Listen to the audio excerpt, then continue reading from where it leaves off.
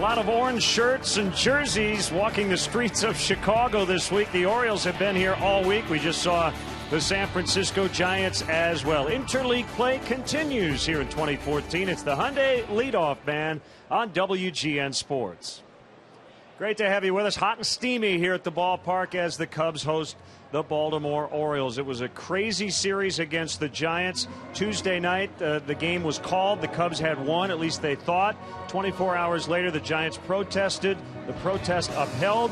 We continued after another 2-hour delay yesterday. The Cubs couldn't get anything going offensively, but they had that 2-0 lead. The Giants scored one. The bullpen able to hold them off in a Cubs 2-1 victory. Game 2, which ended up being Game 3 of the series, Madison Bumgarner, 12 strikeouts over 7 innings in the 5-3 win. Justin Ruggiano, Wellington Castillo, back-to-back homers in the first, but not enough as Buster Posey and Pablo Sandoval combined for 7 hits.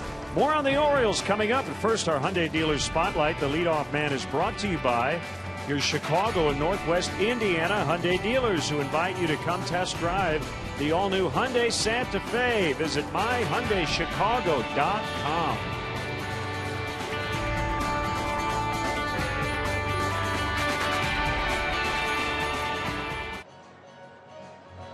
I said the ball.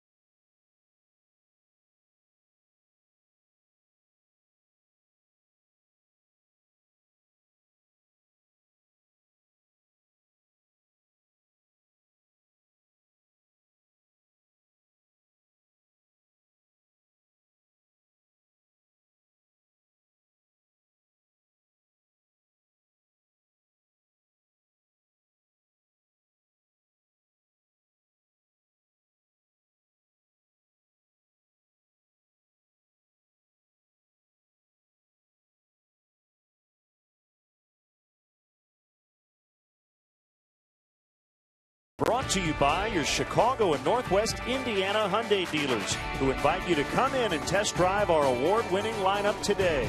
Visit buyhyundai.com. Cubs catching the Orioles at maybe a bad time. The Orioles 39-26 on the road. They have the largest lead among all division leaders in baseball. 9 games currently over the New York Yankees and Toronto Blue Jays. You see, best record in baseball since the end of June, 31-13. Kind of like Earl Weaver's Orioles. They don't run a lot. Last in the majors is stolen bases, but they hit a lot of home runs. And let's focus in on the Orioles starting outfielder Nelson Cruz, leading the way with 33 home runs. Last year, Chris Davis led all of baseball in homers. This year, it is Cruz in his first year with Baltimore.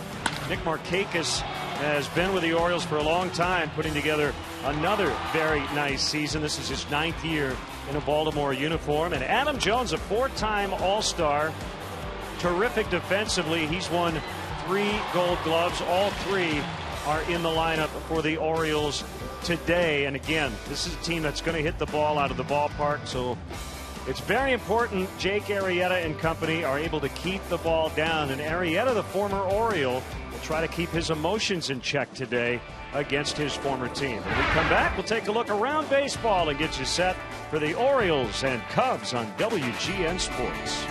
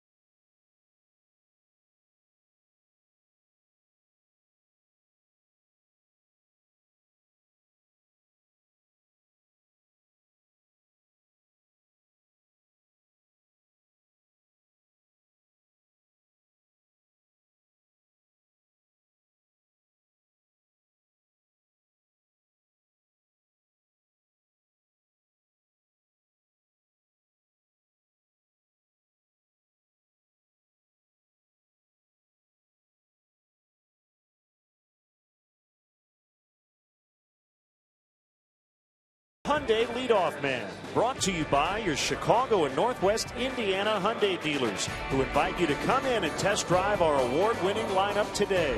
Visit buyhyundai.com. Welcome back to the ballpark. Most everything under the lights tonight, except for this one here. And again, Jake Arrieta against rookie right-hander Kevin Gausman. First place teams in the American League, the Orioles, the Royals, and the Angels, who just swept a series at Fenway Park, 4 games over the Red Sox. Big series coming up in Milwaukee starting tonight. The Pirates are 6 games back. They can make up some ground on the Brewers. How about Clayton Kershaw? 10 more strikeouts, 8 innings last night to beat the Padres. He's got 15 wins. Hottest team in baseball, the Washington Nationals, 73-53, a 7-game advantage over the Atlanta Braves. And best of luck to the Jackie Robinson West Little League team, beating Pennsylvania 6-5, so they have now advanced to the U.S. title game, which will take place tomorrow afternoon. JD will join me, and we'll get you set for the first pitch. The O's and the Cubs are next.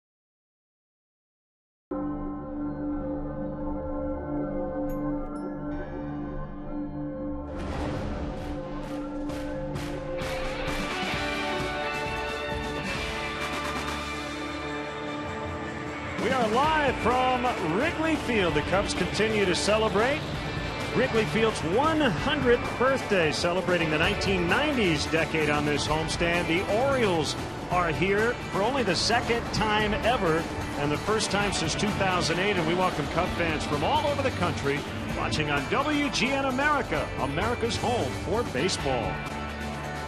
We're in Chicago. Feels like Baltimore. It's hot. Along with Jim DeShays, I'm Len Casper. The Orioles, if you go back to early June, they were in 3rd place, 6.5 games out. And right now, JD, they are running away from the American League East. Yeah, Major League best 30-13 since the end of June. That's a winning percentage up over 700. We take a look at the AL East standings. A very comfortable margin for the O's over the Yankees and Blue Jays, who are both 9 back. So the Orioles look like they're headed to a division crown. It will be the second time that Buck Showalter has taken them to the postseason. They're 9-5 against the National League. Their offense is similar to the Cubs. They hit a lot of home runs. They don't run a lot. Kind of Earl Weaver ball, right? Yeah, they don't walk a lot, which is a little bit surprising. But yeah, pitch well, very good defensively. They hit a lot of home runs. They're good against everybody. Good in their division. Good on the road, good at home. There's a really good baseball team. And the schedule just matched up perfectly, didn't it, for Jake Arrieta getting to face his former team? I'm sure some butterflies today, which is certainly okay, but you want him to just go out and do his thing. Certainly that's the story of the day. Arrieta against his old club had his struggles with Baltimore. High expectations over there. Was never able really to hit his stride. So 2025 with a 546.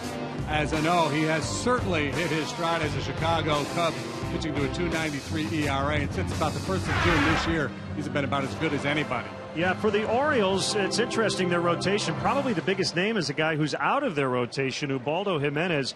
Gosman's a rookie. He's been better on the road. Yeah, Gosman just a couple years out of college. Big arm. He can reach 100 miles an hour with the fastball. Now down to the field for our national anthem, and you may hear some Baltimore fans during the rendition. At this time, please rise. Kindly remove your caps and join Wayne Mesmer, accompanied by Gary Pressey at the Lowry organ, as they honor America with our national anthem.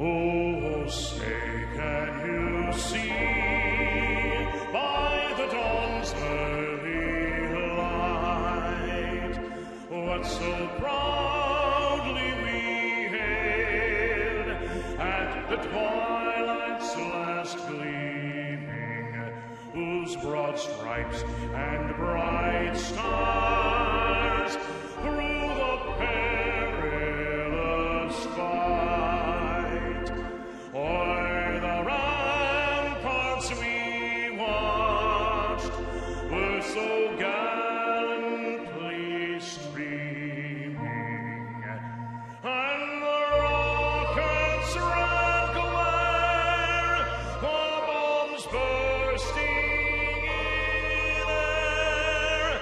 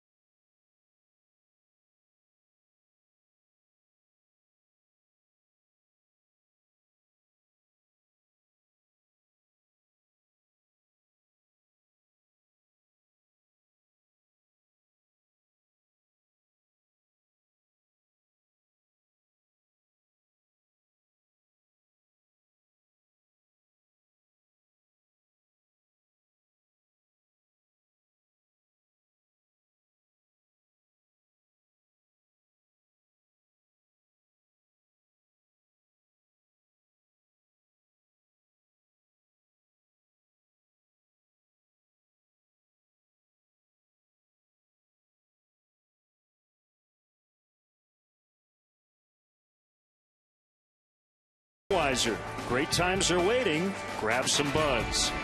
Ford, manufacturers of America's best-selling brand. Check out our best-selling lineup at your local Ford store or online at localfordstores.com. And by Xfinity, your home for the most live sports. Chicago Cubs baseball in high definition on WGN TV is brought to you by Xfinity, your home for the most live sports. These two teams have not gotten together very often. The Cubs went to Baltimore in 2003 and welcomed the Orioles here in 2008. Icterus galbula, the state bird of Maryland. You can predominantly find Orioles in the eastern part of the United States. This franchise actually began as a charter member of the American League. They were known as the Milwaukee Brewers. Yep, back in 1901, moved to St. Louis. They were the Browns from 02 to 53, won the American League pennant in 1944.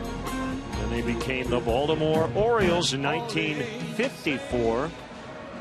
3 world championships, 6 pennants since then.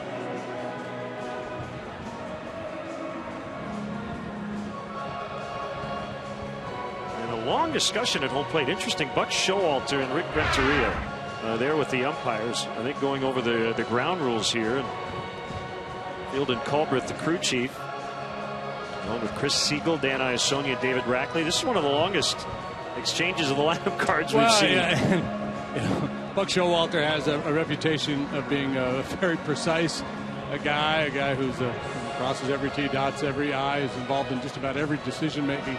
A piece of that Baltimore organization. That's how it was with him when he managed elsewhere. He's a very thorough guy, so maybe that's why that meeting took a long time. Of course, the Orioles haven't played a lot of games in this ballpark. Buck had been here in the past, of course, with the Diamondbacks. But he may have had some questions, some things he wanted to go over, make sure he was clear on. I would suspect the ball in the ivy was something he wanted to go over and make sure he was clear on. Perhaps he just wanted to talk about the weather. Let's check in on that Orioles starting lineup. Leading the majors in home runs, as we mentioned. Markakis will lead it off. He's been terrific in interleague play. Steve Pearce, the former Pirates at first.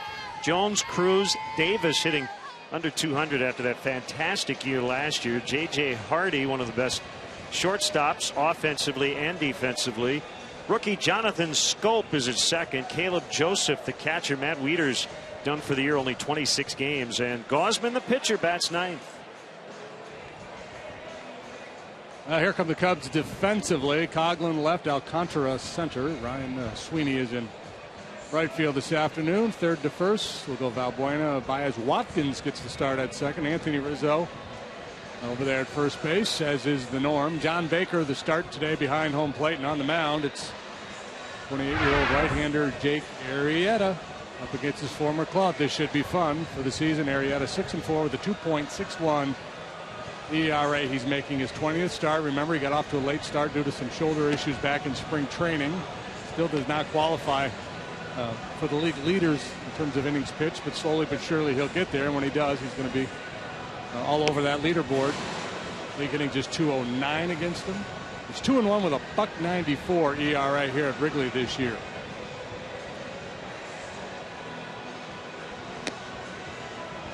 The Orioles were off yesterday after sweeping the White Sox at U.S. Cellular Field. They've won 4 in a row overall. And 82 feels. The forecast today is for sweat. Yeah, it feels a little warmer than 82. It's just sweat. Let's put it that way. It's kind of tropical. Guess there's always a chance of rain, but we hope we don't get any. We had more last night. There's a couple Oriole fans clad in black, but you see a whole lot of that orange. It's kind of craving a creamsicle. Or perhaps a nice bag of circus peanuts.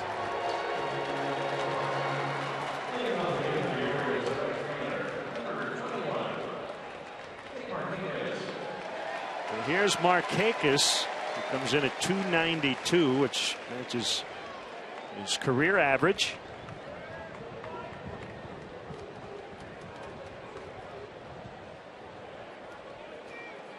Yeah, good solid player, year in, year out. Count on him for, 15 home runs, 30+ doubles. Lifetime 360 on base, 438 slugging. And Arrieta's first pitch, fastball missing low and inside, and now our speed replay brought to you by Xfinity. Markakis won a Gold Glove 3 years ago and made a heck of a catch on the south side earlier this week. He took away a home run. Xfinity, your home for the most live sports. Yeah, this is not a pitching staff that's going to strike out a lot of guys, but they catch the ball. Well, they're without Manny Machado, who will not be back off the DL this weekend. He's coming back from a knee injury.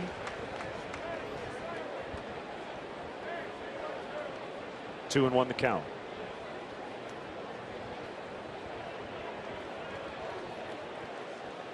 Orioles 6th in the American League in runs scored. Fly ball left center. It's Chris Coghlan with the sunglasses on. And he's got it for the first out. 161 home runs, leads the major leagues. It's kind of the storyline today. Arrieta's been very good at keeping the ball in the ballpark. He's only allowed 4. And it's a predominantly right-handed hitting lineup that the Orioles have, and righties hitting less than 200 against Arrieta this season. Plus across the board when you talk about the repertoire of Jake Arrieta. Plus fastball, plus breaking stuff. Whether it's the slider or the curveball, last time out against the Mets, it was a dazzling curveball. He punched out 9 in that game. I think every single one of them came on a curve. The 0-1 on Steve Pearce. Slider, leaping grab by Valbuena.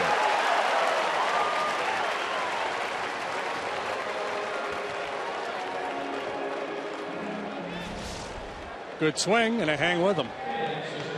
Well timed by Valbuena. 2 quick outs, so that's going to be a key today too. Try to be efficient early, save some bullets on this hot, steamy day.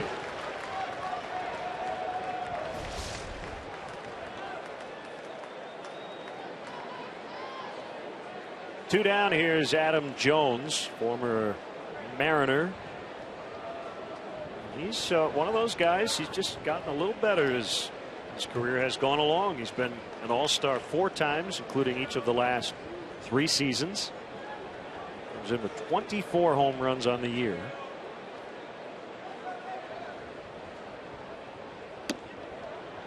Slider misses outside for a ball. Well, the Orioles certainly know Jake and they know his stuff, but not many of them have stood in there at home plate and faced him.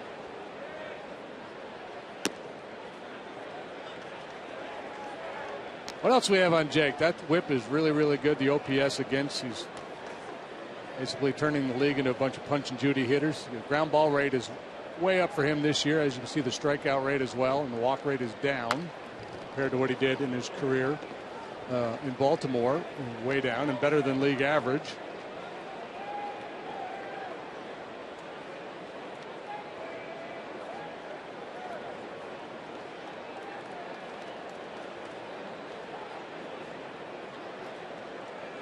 Two and 1 on Jones. Cruz on deck.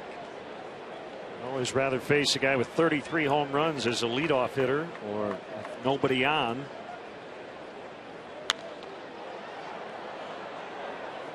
That one will get out of play. Baker got hit, I think, on a backswing.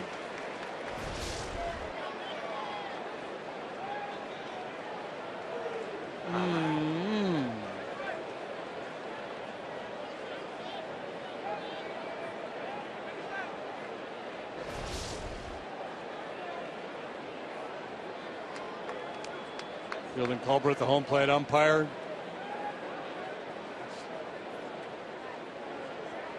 Making sure Baker's ready to go. Yeah, a little half foot hop backwards, not a bad idea.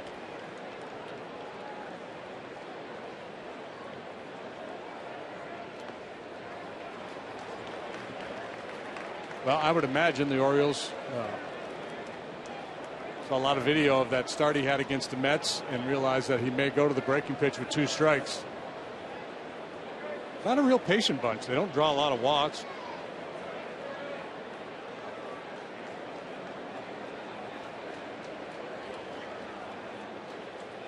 #14th in the American League in that department.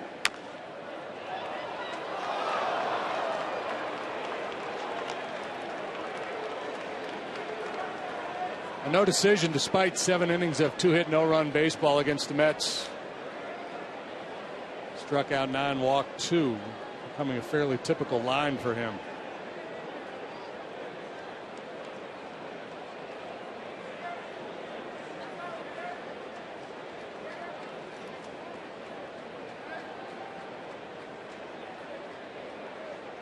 Ready for a 3-2, and that one bounced foul as well.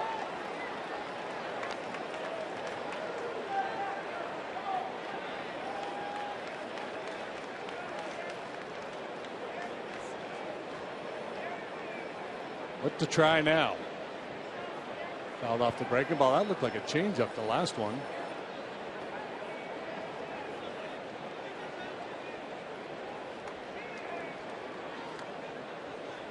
Baker wanted a changeup. Looks like Arrieta's going to go heater away. Candid by Valbuena at third, and Arrieta with a 1-2-3 top of the first. Cubs coming up against rookie Kevin Gausman.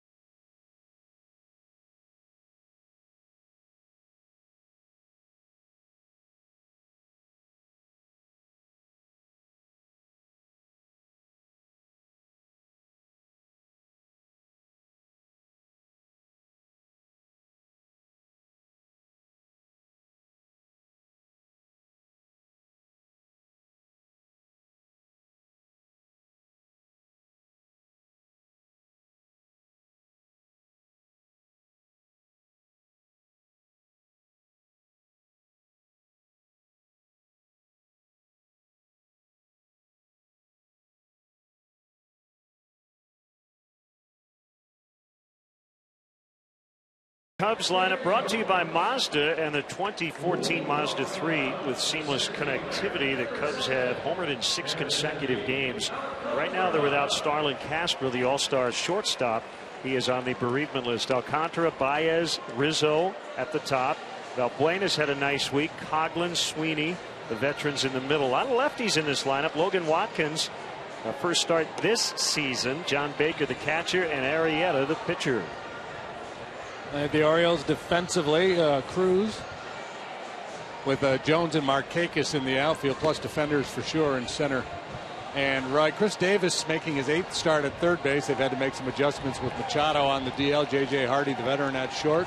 Jonathan Scope, second base. Steve Pearce is your first baseman today. And speaking of adjustments, Matt Wieder's been out most of the year. Caleb Joseph has called up and done a real nice job both with the bat and behind the plate. He's thrown out 45% of would-be base stealers. And on the mound, the flame-throwing right-hander Kevin Gausman, just 23 years of age, just a couple of years out of LSU. He was a 4th overall pick in the 2012 draft. He's 7-4 with a 370 and 13 starts. Note for a guy with his stuff, the strikeout numbers awfully low. 73 innings, just 48 punch-outs. Yeah, I mentioned it's not really a strikeout staff. Make his Wrigley Field debut with his first pitch from Centennial, Colorado. And a fastball on the outside corner for a strike. He'll sit comfortably in the mid-90s. He can get to 99 with that fastball. That secondary pitch probably a split finger pitch. He also throws a changeup too, so he has kind of two off-speed pitch, splitter and a changeup, and he'll throw an occasional slider.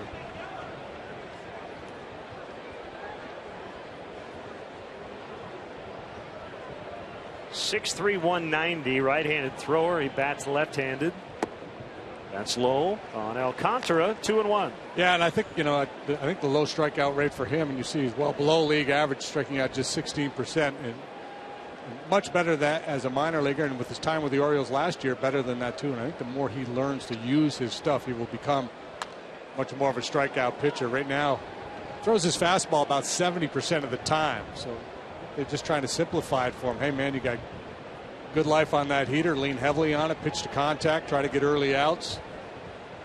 And as he settles in and learns the league a little bit better, starts throwing his off-speed stuff behind and counts, that strikeout rate will start to climb.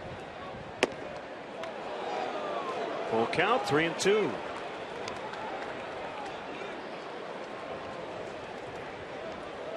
Javier Baez on deck.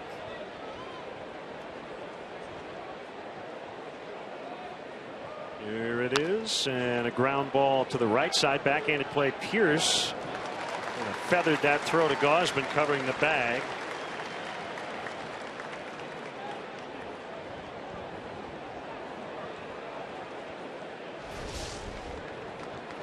Contra seeing some pitches, and then ultimately has to go after this fastball, well placed right at the bottom of the knees.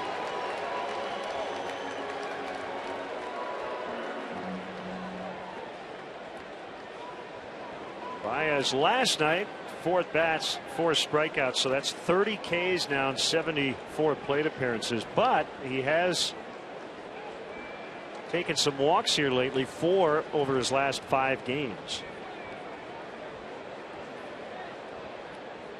He is the second youngest player currently in the major leagues. Took a huge home run swing there.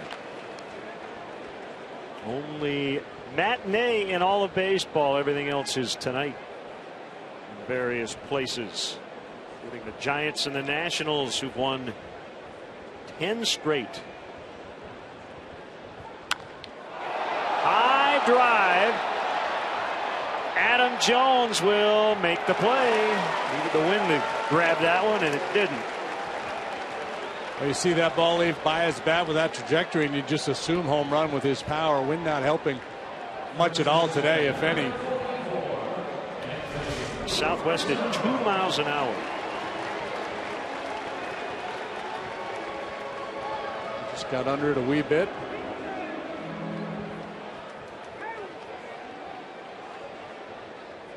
That'll be a fun matchup to watch, though, this afternoon. The young fireballer and the young slugger. Here's Anthony Rizzo. And he lines right to Davis. Actually, that's Hardy over there as they overshifted to the right.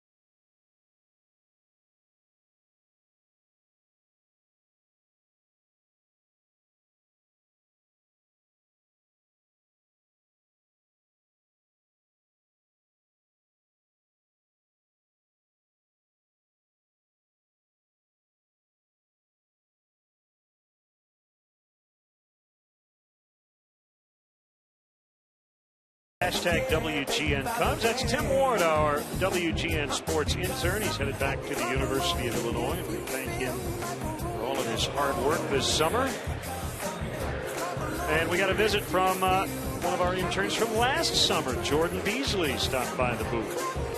Love to see your Cubs selfie.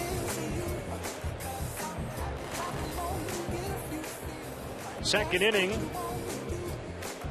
A scoreless tie as Nelson Cruz, the Major League home run leader, will lead it off. All-star this year for the third time in his career. 33 home runs to lead the league.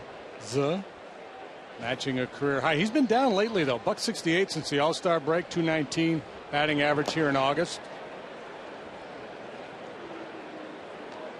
A year ago, things were not so good for Nelson Cruz. Suspended for 50 games while with Texas for violating MLB's drug program. He missed what was supposed to be the final 50 games, then reinstated for game 163. As Valbuena makes a catch.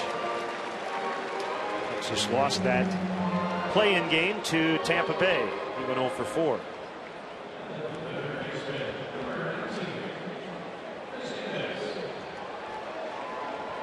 Chris Davis and the Cubs will overshift against him with Baez as shortstop staying on the left side. Valbuena joins Watkins and Rizzo on the other side of second.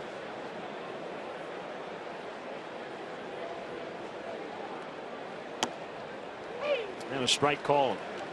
Weird year for Davis. His batting average has gone down every month. And he has not even hit 200 in June, July, or this month of August. Strikes out a bunch. Other than 1/3 of his plate appearances have ended in a strikeout. And you see the breakdown. Last year, just huge numbers.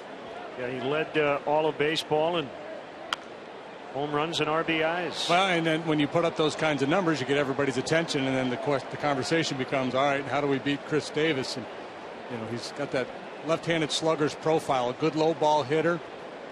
And starts his hands high and then drops them low, and he's got that uppercut loop in his swing, so that just invites you to pound him up and in.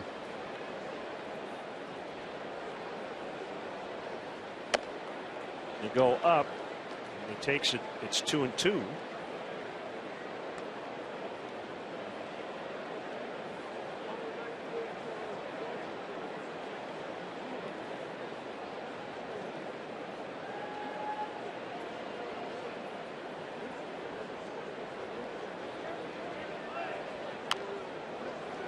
Pitch was up as well. I don't know if it was intended to be. That was the slider at 90.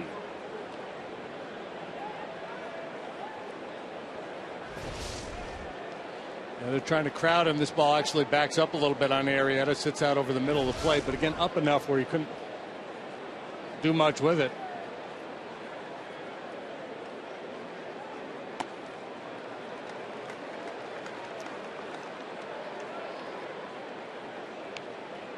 Hardy, the shortstop's on deck.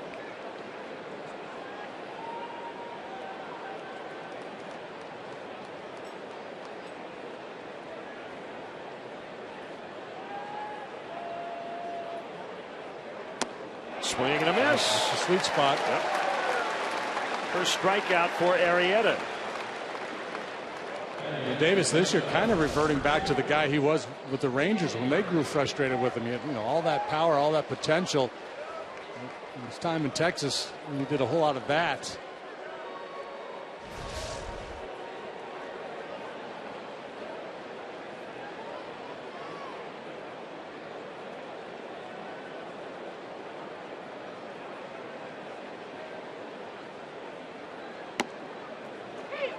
Strike called on Hardy.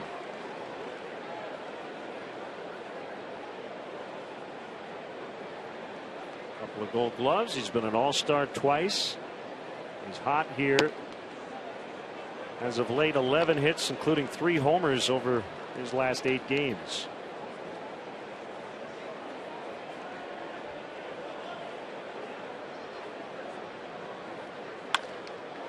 Ground ball up the middle, backhanded play. Watkins out at first. Nicely done by Watkins, getting a spot start at second base. And we remain scoreless after an inning and a half.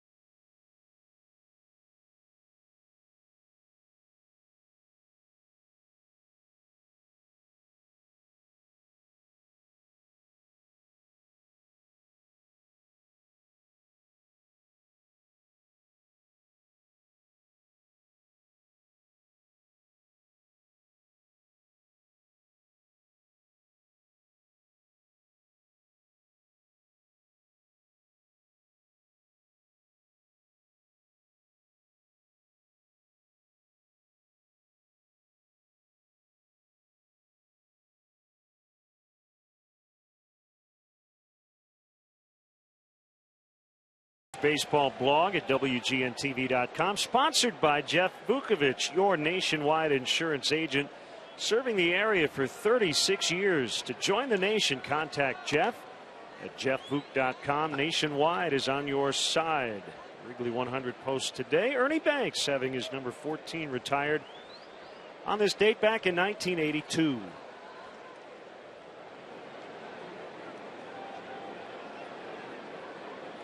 Scoreless tie as the Cubs will bat here in the bottom of the second. Nice play by Logan Watkins. Seems like they should let him lead off this inning. Yeah. That happens every once in a while. You've got what, a 1 in 9 chance of that happening.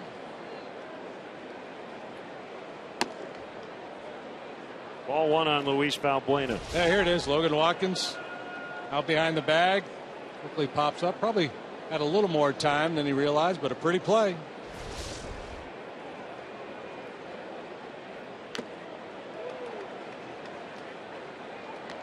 Luis 7 for his last 15 with a triple and a home run.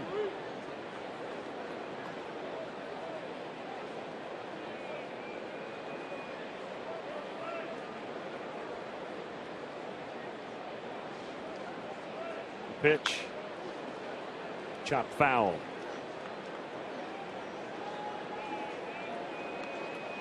Cubs are 10-10 here in August. They went 8-20 in August last year. It has been a grueling stretch. This series ends a 33 game in 34 day stretch for the Cubs. Some games have been longer than others. Yeah, well, you get that too. You get the lengthy delays that we've endured. And I'm sure these guys feel like they're living at the ballpark these days.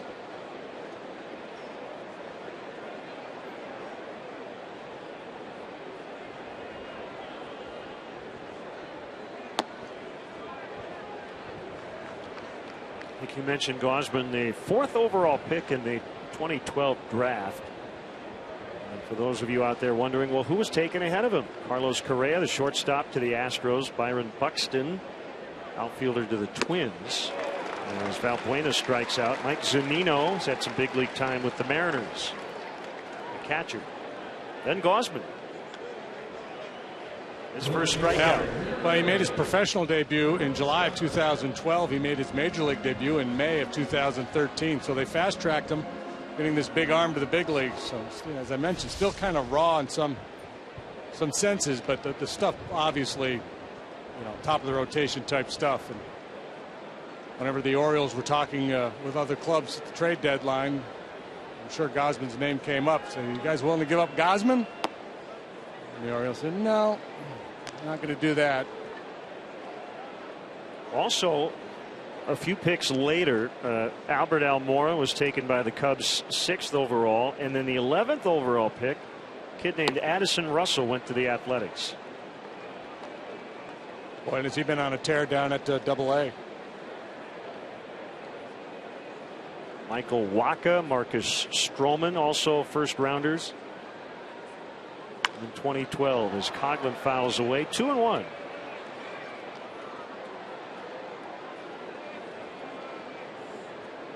Well, no, it's the O's that are here, not the A's. Wrong vowel, but yeah. That shirt's fairly new, I can tell you that. I'm going to say that's the 3rd time he's worn it. It's just a guess. In the air, out of the right center, as Jones will get over there and make the catch. Well, as you may know, the Cubs are celebrating the 90s on this homestand. Check out WrigleyField100.com for all the planned festivities. So we got the Orioles today, and we got them for 2 more 120 starts tomorrow and Sunday. Cubs.com for tickets. Good way to treat the kids before they go back to school.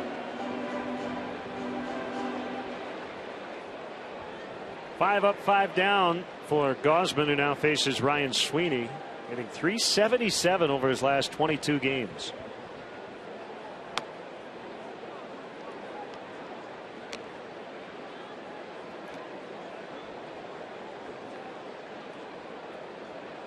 Interesting combination.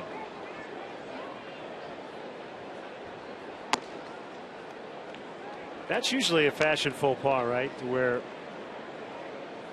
a jersey and a hat that don't wear different teams. Yeah, I think he's got a specific message he's trying to deliver there. Is that what the Long Beach? That's not their official nickname, but that's kind of the Padres look. Yeah, maybe it is. I don't know if that's their colors or not. I don't think it is. But we will find out.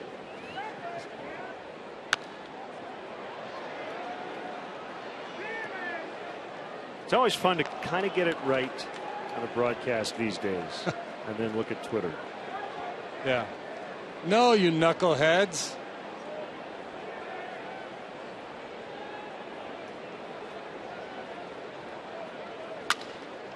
That guy's just not a fan of the Padres. Pierce will get to the bag. Gausman has faced 6 and retired all of them.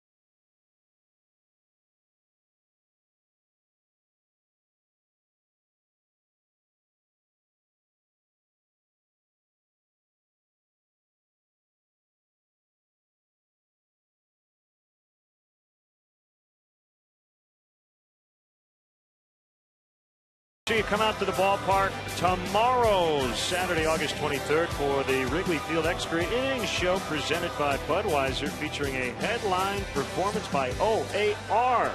The show is free to the general public. It'll start right after the Cubs-Orioles game, which starts at 1:20. For more information, go to Cubs.com.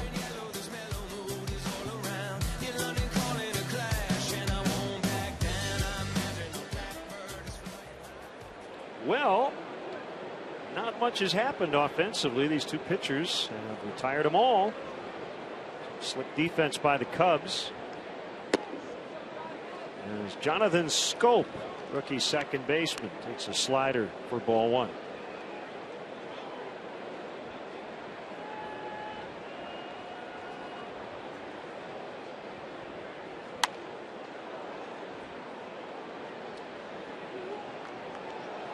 Always interesting. I'll try to ask him tomorrow if I can remember. He's a young player. No batting gloves. Matt Carpenter doesn't wear batting gloves, but you just don't see a lot of guys, let alone young players these days, without two batting gloves on. Rizzo over to Arrieta.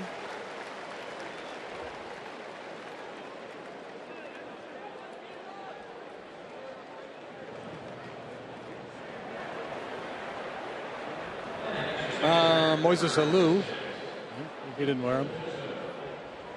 You guys just don't like the feel of the bat in their hands with the glove on. Jeremy Burnitz, I don't think, wore gloves very often.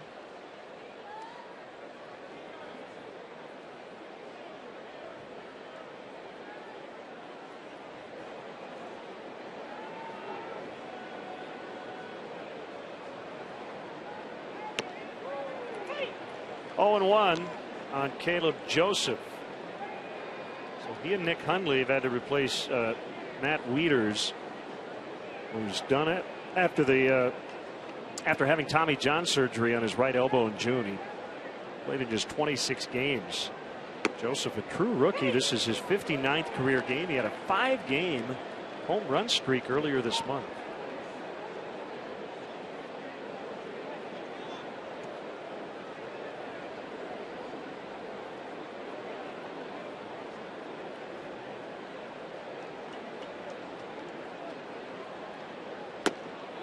Swing and a miss, strike three. Cub fans, if you want to manage the game along with Rick Renteria, log on to WGNTV.com right now and click on the WGN Sports Game Zone banner. And there you'll be able to connect to all the up-to-the-minute stats and information while you watch from the air-conditioned comfort of your home. Game Zone is sponsored by The Great Escape, pools, patio sets, play sets, hot tubs, and more.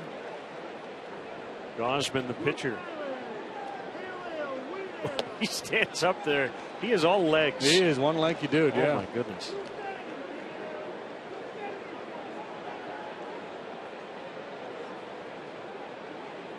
The ratio of legs to torso is pretty high for Kevin Gosman. I didn't, how tall is Doug McDermott? We had him in the booth. I don't know. Newest Chicago Bull. 6'7" maybe. Rather leggy as well. Let's see, 6'8". Yeah, Gosman here listed at 6'3", 190. He looks taller because of his legs. He looks like Kent Colby. That's a strike. 2-2 the count.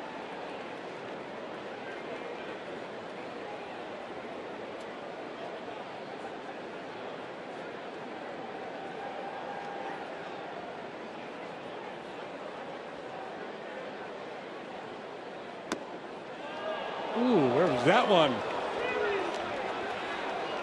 3-2. Colbert didn't like it. Looked good. Let's take a look on our pitch tracks. Borderline. Could have been. This is his third at bat this year. He's 0 for 3 in his career. Right down the middle. Just a take mode, going 50-50. 3 perfect innings for Arrieta to start the ball game.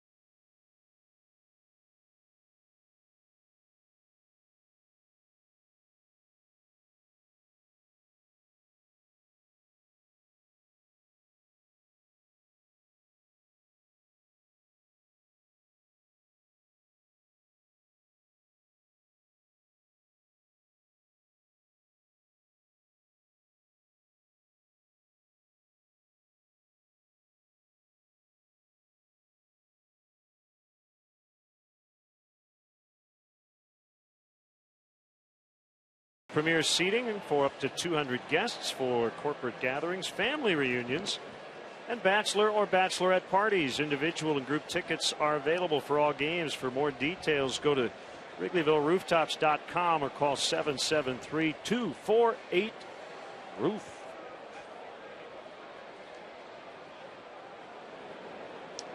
That's a lot of bagels so far. No runs, no hits, no errors. No noise. Let's see if the bottom third of the Cubs order can get a little something going against this hard throwing right-hander. The Brains and Baseball Camp, Chicago City Day School, attending the game today, 25th year.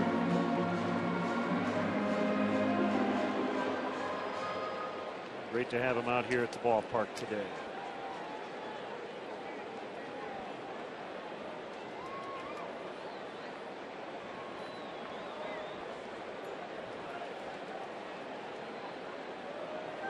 Here's Logan Watkins. He's here because Starlin Castro's on the bereavement list. And that list, you have to be on it for a minimum of 3 games and no more than 7.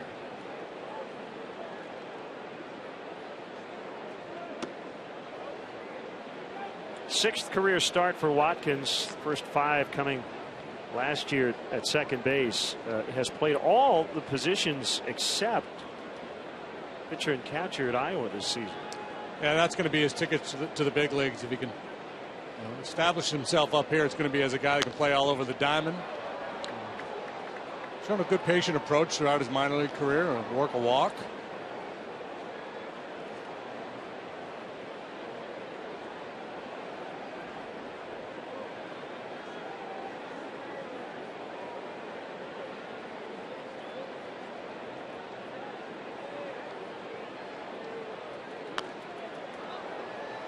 Back our way and out of play.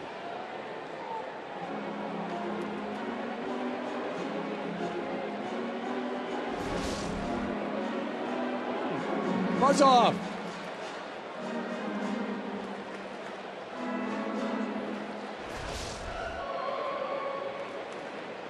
No bees were harmed in the making of that video, I'm told.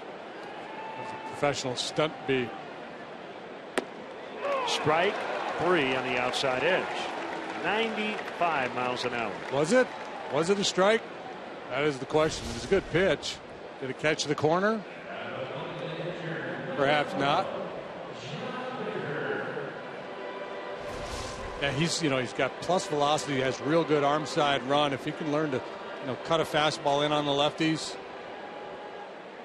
well, that would make him even that much better. Here's John Baker, the catcher. His 43rd start of the year.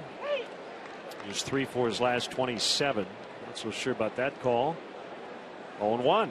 Arrieta on deck. I know if I were back there today, I'd have a big zone. Hot, steamy day like today, be looking to move the game along.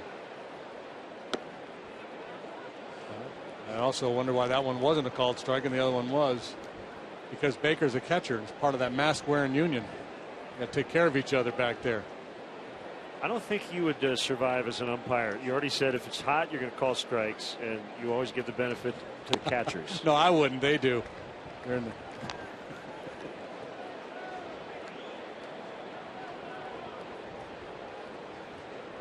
Two and one. That's Fielden Culbreth back at the plate this afternoon.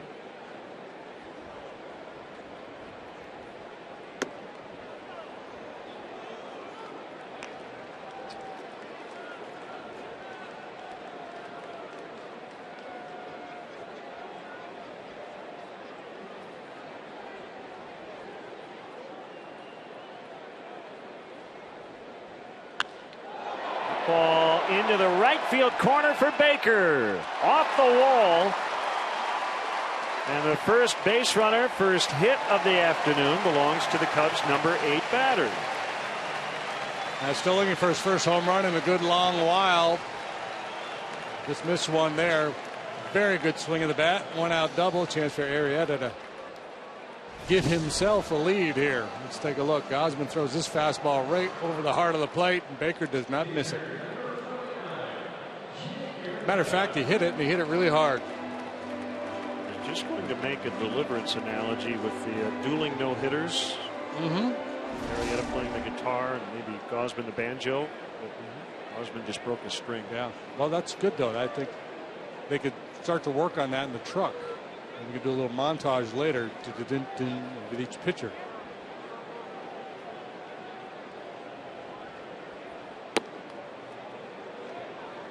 I like making work for other people.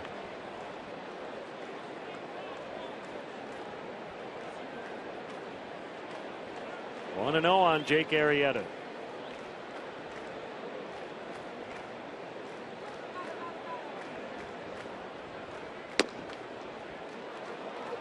Two and 0.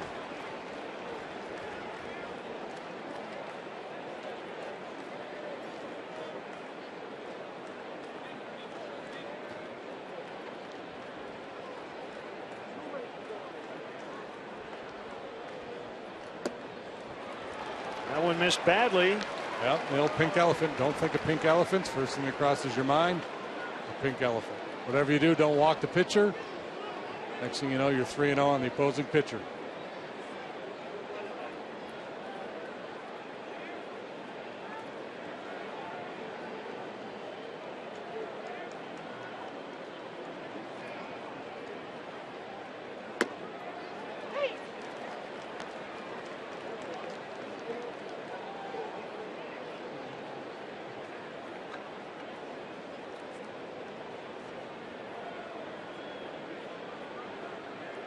Three and 1. I believe Arrieta will take this one too.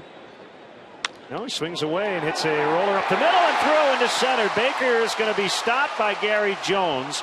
Adam Jones not very deep out there in center. The throw actually hit the mound. We got the catcher running, so Gary Jones deciding to hold him. Yeah, I have no problem with the stop there by Gary Jones given the circumstances. Just one out in the inning.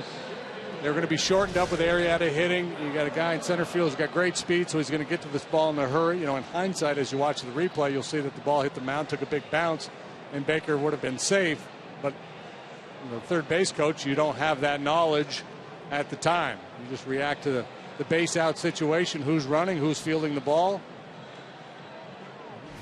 Goes down the line and gives Baker an opportunity to take a big turn, and then throws up the stop sign.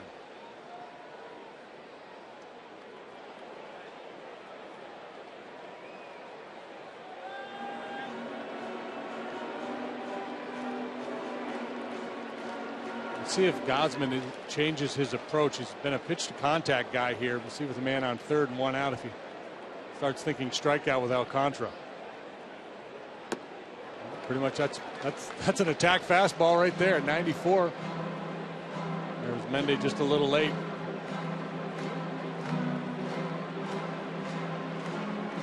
The theme of the ball game last night was high cheese. Cub hitters could not lay off the high fastballs from the Giants pitching staff. First Bumgarner, the starter, then the bullpen. They punched out 15 times. Swinging out high fastballs primarily.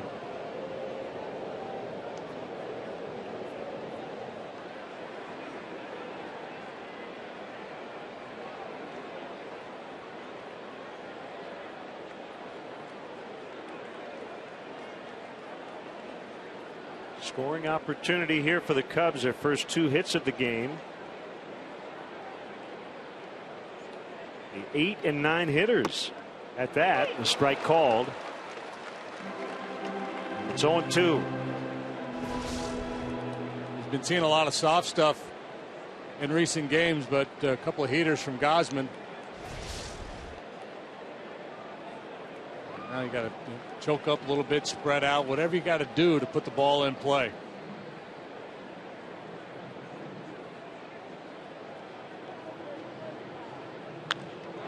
Line foul.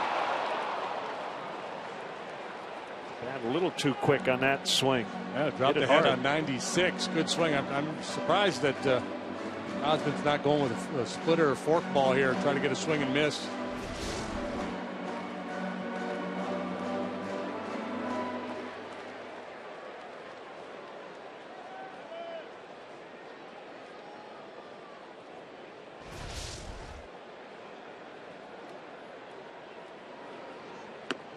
got him. They did that time.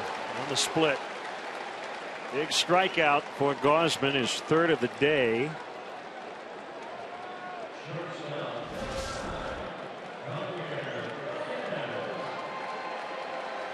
Uh, 96 inside speeds him up, and then the tumbling split finger pitch catches him out in front. Good execution there.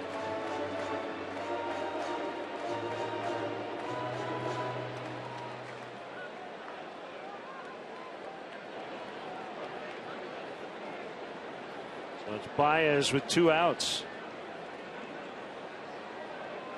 Big hole on the right side as they play him around to pull in terms of ground balls and liners.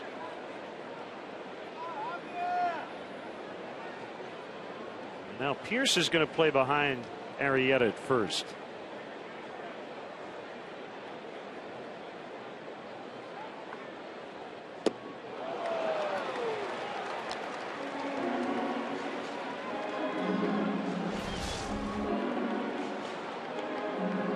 Doubles up on the off-speed pitches to Baez.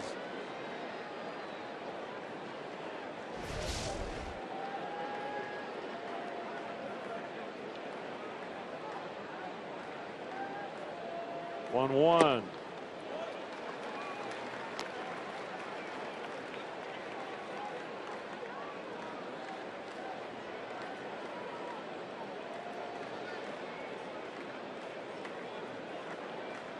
Baker doubled with 1 out. Arrieta followed up with a single.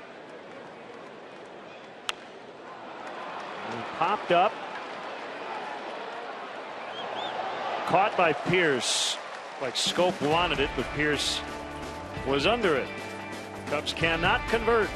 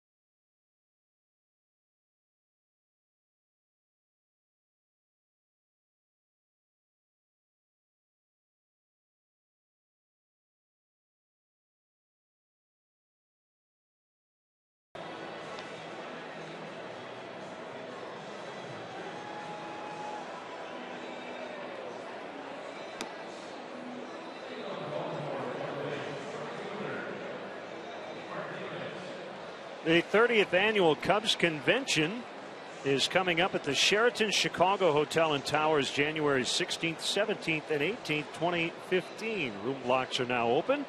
Can be reserved by visiting CubsConvention.com, or you can call 1-800-325-3535 and ask for the Cubs Convention rate. All reservations at the Sheraton Chicago come with convention passes built into the hotel package. That jersey being modeled by Starlin Castro back this past January is the one the Cubs will wear this Sunday from 1994. And we'll have that game here on WGN. Miguel Gonzalez and Tsuyoshi Wada.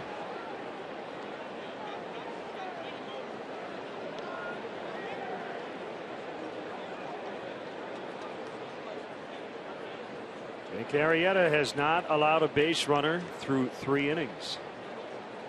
Seems to happen almost all the time. His ERA in the first 3 innings of his starts is 1.74. And opposing hitters are batting 182 against him in the first 3 innings of his starts. So he sets the tone early, takes control. Facing former teammate Nick Markakis, and a strike call.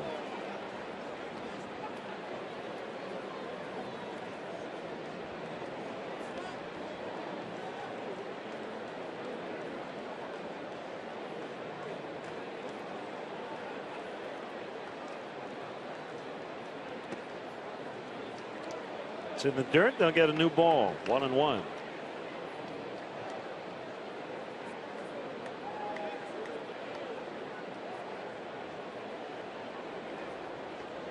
I mentioned Manny Machado with a sprained right knee will not be ready to come back when eligible on August 27th. Well, there's no need for the Orioles to rush him back now that they have such a comfortable lead in the division. Left knee surgery had him out the first month. That was done last October. He's only 22 years old. So he's only been out there for 82 ball games. Wieters played in 26 ball games. 2 really big pieces haven't been here for much of the year, and yet the Orioles just keep on clipping along. And their big free agent acquisition, Ubaldo Jimenez, 4 years, $50 million. He's been put in the bullpen. Markakis with a high fly to left. Coughlin will make the play. Let's step aside and see what's coming up on WGN.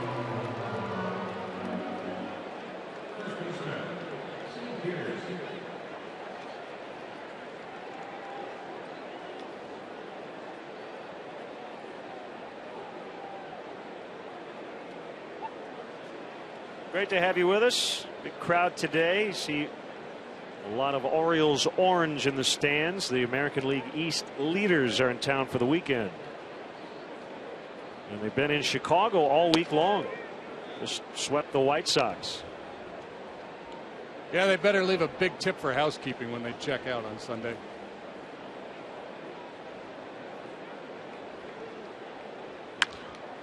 Ground ball. Another nice play by Watkins. The throw beats Pierce. Logan Watkins putting on a clinic out there. Buck Showalter wants to talk it over with Chris Siegel, the first base umpire. This looks familiar, doesn't it? Ooh, close. No challenge. They got him. Out.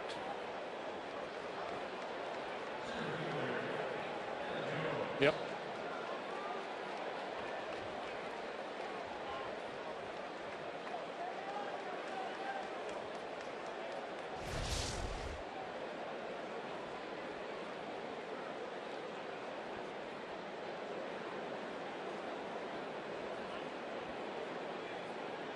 Good crowd today.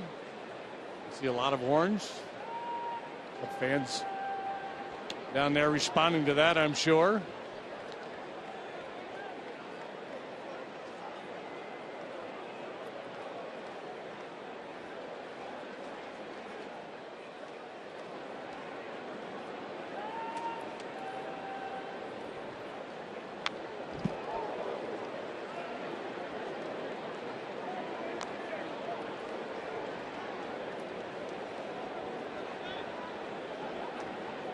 Big fan of the cartoon logo.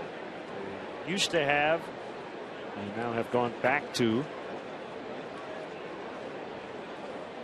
Another detail I like about their uniforms: the Orioles on the front, big, really stands out. It's time it's Baez. Arrieta perfect through 4 against his former team. 0-0.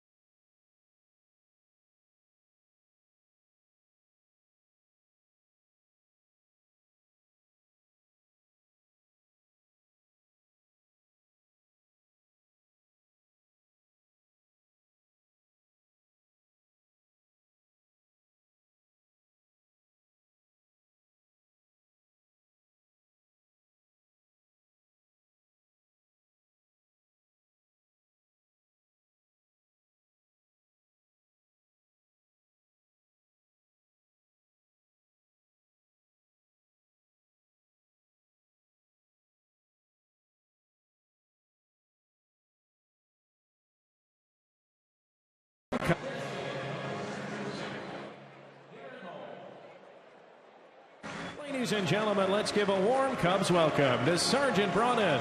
The Cubs and Bank of America thank you for your service, sacrifice, and dedication. And we welcome Sergeant Gary Broden. Congratulate him on his service. Cub fans, you can thank our troops right now by sharing a message of support using hashtag #TroopThanks when you do Bank of America. We'll make a donation to military nonprofits dedicated to helping our troops succeed here at home. Trying to break a scoreless tie. 2 hits in the ballgame. The Cubs own both. And they had a really good chance to score in the 3rd inning, but Gausman struck out Alcantara, got Baez to pop out, and Anthony Rizzo will lead off the home half of the 4th.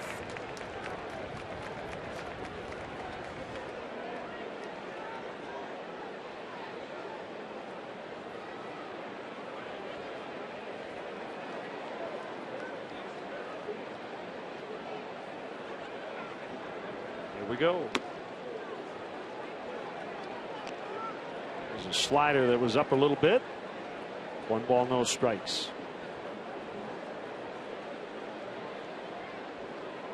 Gausman spent time at AAA Norfolk this year as Rizzo.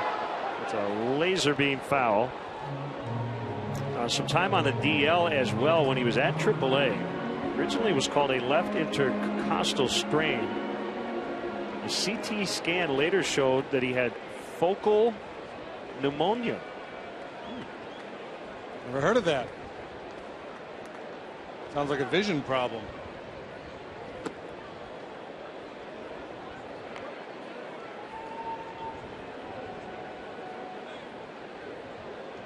Two and 1 on Rizzo.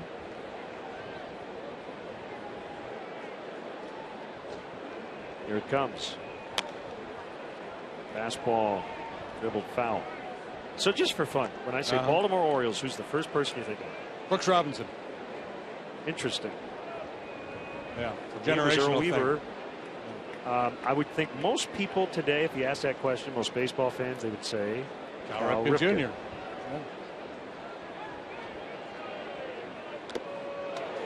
Foul tip, strike 3. Yeah, I think a lot of it is when you come of age as a baseball fan. For me, it was in the 60s and 70s, and it was Brooks and Frank and Boog Powell and Jim Palmer, who's seated next door to us, who, by the way, is not surprised in the least at the success that Jake Arrieta is having. Blizzard, I like Blizzard.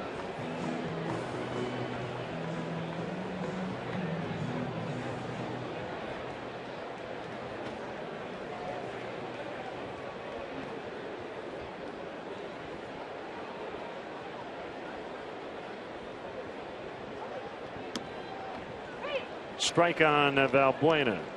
You're an Earl Weaver guy, huh? Well, that's just Sure, the name yeah, I think of. The Earl of Baltimore. Yeah. You might. I think there are a lot of good choices. Like I said, I think Ripken probably would be the answer most baseball fans these days would give. You mentioned Brooks Robinson. Ripken, by the way, the Orioles all-time leader in wins above replacement. You might have thought Eddie Murray.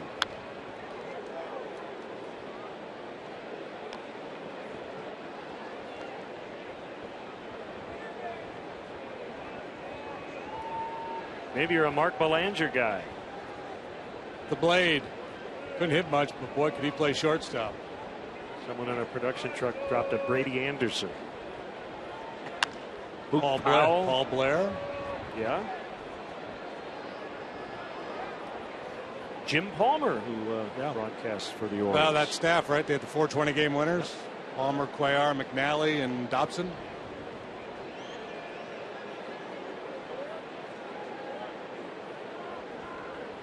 Mike Mussina. Yep. Hey, this is fun. I'm just going to sit here and name random Orioles.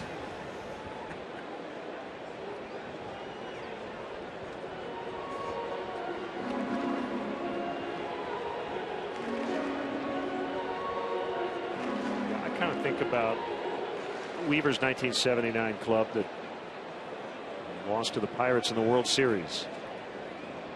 A lot of the names we just mentioned. Valbuena high and deep right field. Markakis running out of room. It's gone. A home run.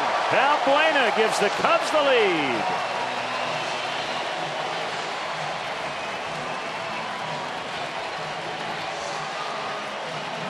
What else but a home run? The Cubs have been a home run dependent team this year, and much more so of late. That ties his career high with number 12. Talked earlier about Gausman's confidence and aggressiveness with the fastball. This one down, but over the plate. That's kind of where Valbuena likes it.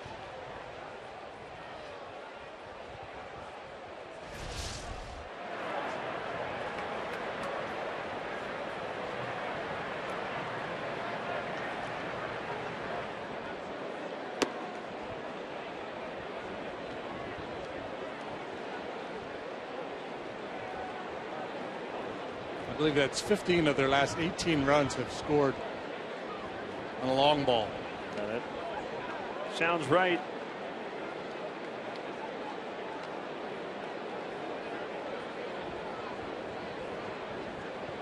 Well, in many ways, Earl Weaver was ahead of his time. With all the money ball, the emphasis on not giving up outs. He believed in. He didn't bunt a lot. He loved the 3-run homer. Yeah. Pitching, defense, and 3-run home runs.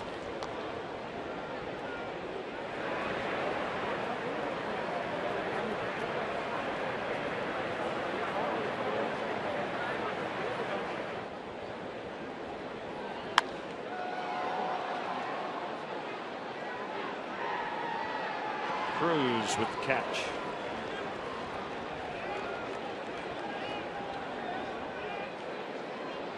Cubs have not been to Camden Yards since their only trip there, which was 2003. I have to think the next time we play the American League East, we'll head back there. I have never been to that beautiful ballpark. It is a beautiful ballpark. You wouldn't want to pitch there.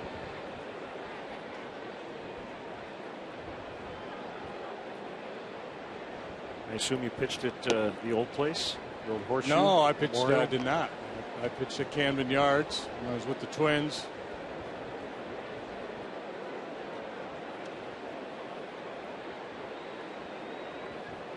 .1-0 on Sweeney. That one fouled upstairs.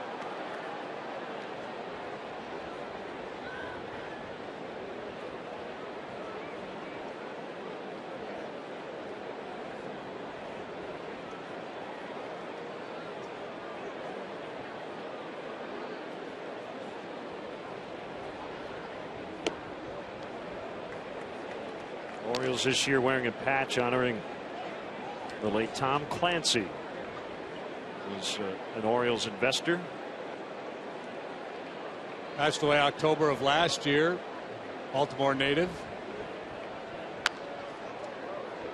Many watching have read at least one of his books or seen movies based on his books. The Hunt for Red October. Yeah, it's not a baseball book. It's not about a team trying to get to the playoffs. Right.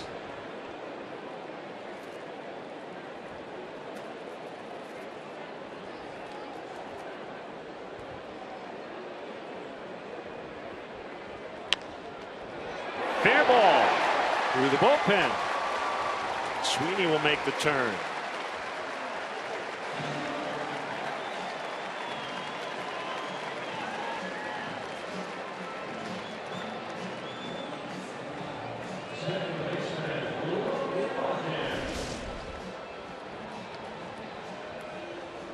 Wow, tough pitch. Outside corner, well down below the knees. Look at a spray chart for Ryan Sweeney. You're going to see a lot of balls hitting that direction.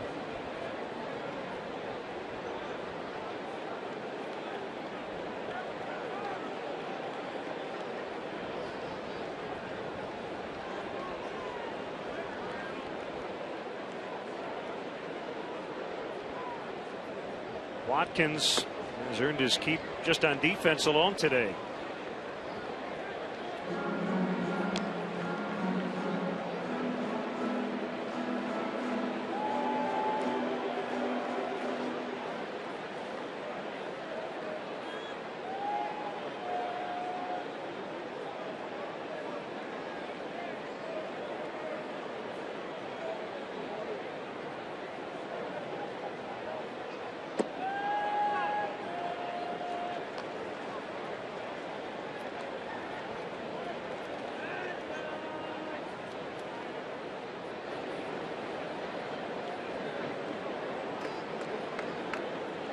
Bueno with a go-ahead homer. A cleanup spot today. And Watkins takes ball 3.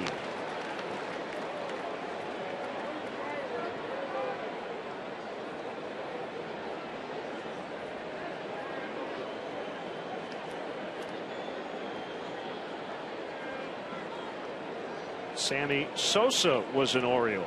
102 games in 2005. The Cubs traded him there.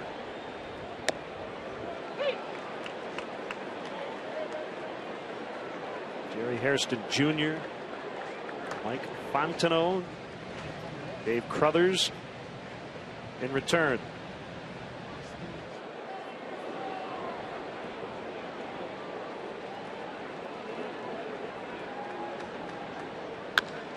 Watkins shoots that one out toward the alley. It'll drop down for a hit. Sweeney's going to score. Watkins has had a nice afternoon. 2-0.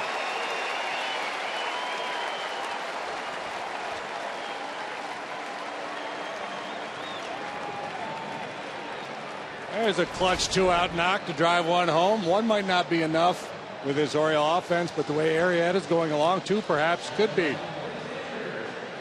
2 spectacular plays in the field and a good solid RBI single by Watkins after the 2-out double by Sweeney.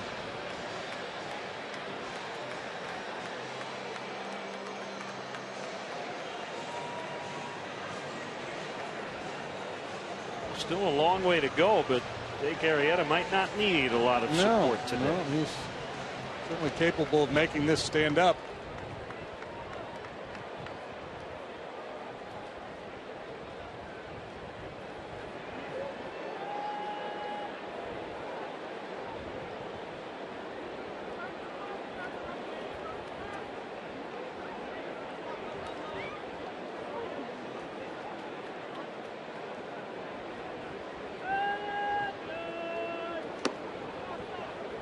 Side for ball 1 on Baker.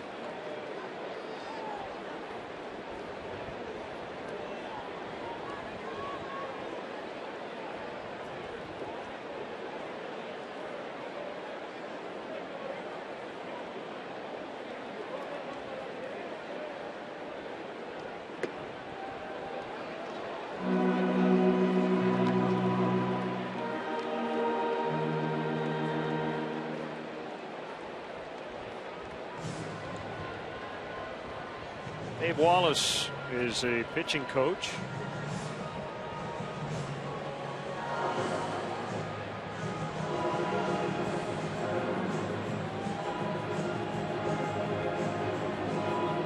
Baker put a good swing on a fastball last time. Up, hit a double into the right field corner, and perhaps that's the message from Wallace. Let's be a little careful here.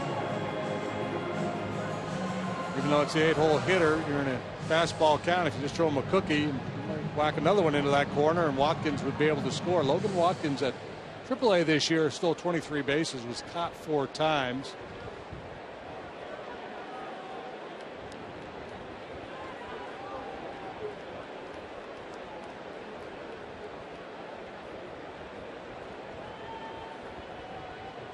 Look out, the bat goes helicoptering over the dugout, and that gentleman caught it one-handed on the fly.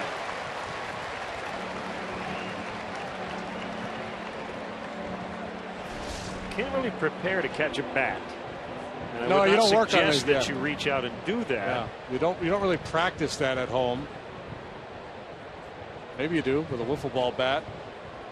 I guess you got 2 hands on it, but that's still impressive.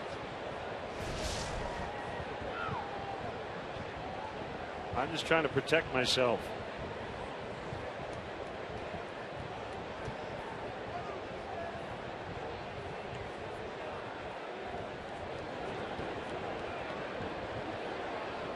Maybe he's one of those guys with the marching band with the guns that they twirl.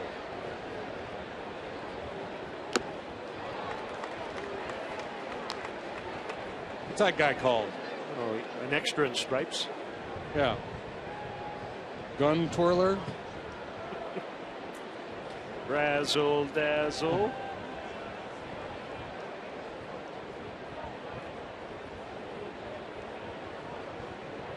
Two on Baker. Yeah, so much for don't throw him a cookie. That 2-0 pitch was right there. Just threw it by him.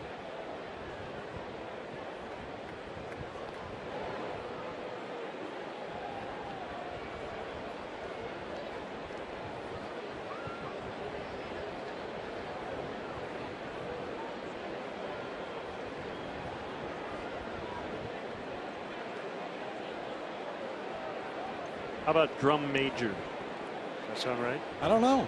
That's what we're getting on. Yeah. I mean, I've heard the term drum major. I didn't know that's what that guy was called. Swing and a miss, strike 3. But a good inning for the Cubs. A home run by Valbuena. Sweeney doubled. Watkins single.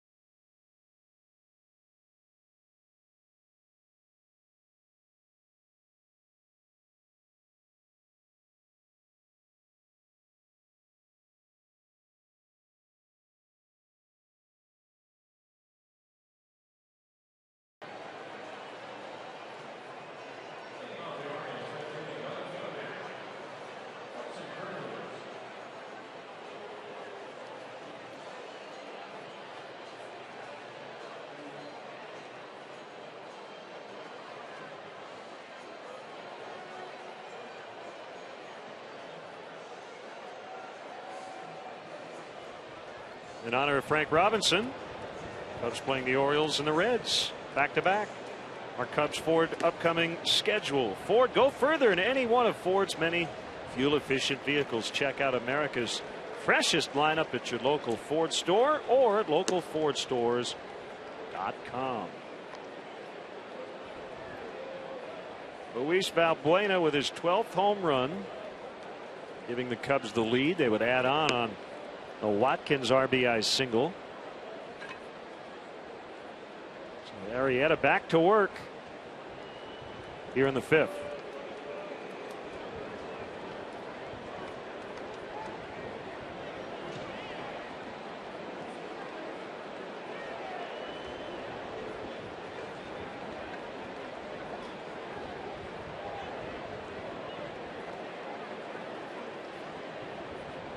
Cubs got Arrieta, Pedro Strop, and 2 international signing bonus slots last year on July 2nd in exchange for Scott Feldman, right-handers now with Houston, and catcher Steve Clevenger.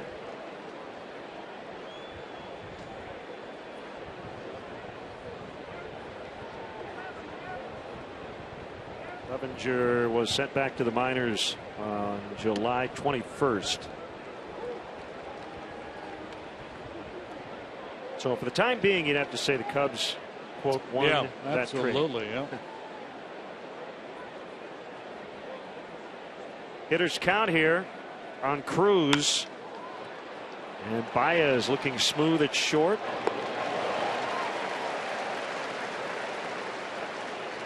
Just filling in until Castro gets back, and then Javier will go back to second base, but that's his natural position. Certainly has a shortstop's arm, doesn't he? Yeah, he does. Real smooth. He's got plenty of arm.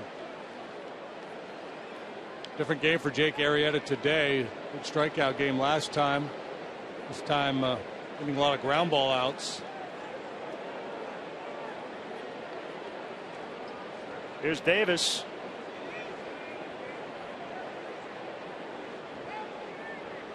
Last year, Davis, the 3rd player to have a 50 homer, 40 double season. You know the other 2? Willie Mays. Nope. Mickey Mantle. Nope. Mike Trout.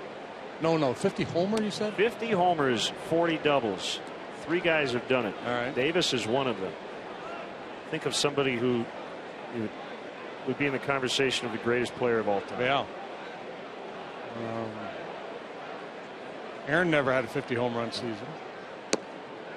Babe Ruth. Barry Bonds. Nope. Babe Ruth, 1921. The Babe. The other one. There's 2 more or just 1 more? 1 more. The other Hack one Wilson finished his career as an Oriole. But he did it with Cleveland. That was their first hit. Oh, Albert Bell. For Baltimore. Albert Bell, 1995, had 50 homers and 52 doubles.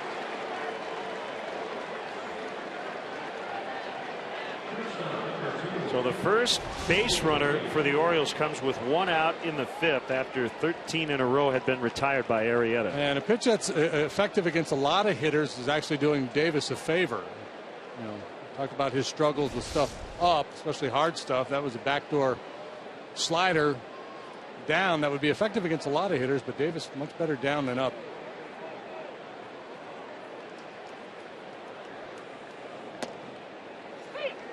Strike on Hardy.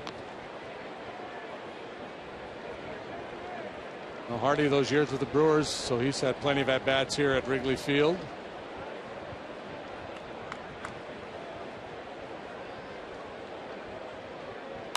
Brewers, Twins, Orioles.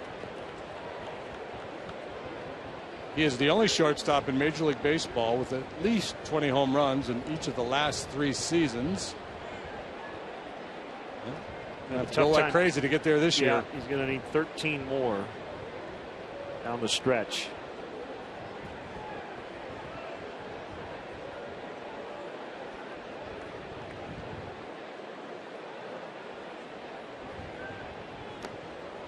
Oh, nice kick save by John Baker.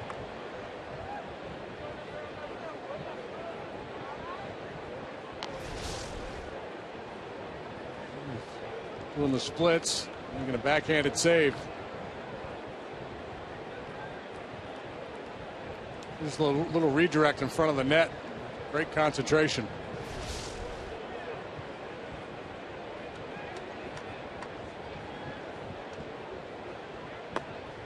Seems like catchers would make good goalies, except most of them don't know how to skate.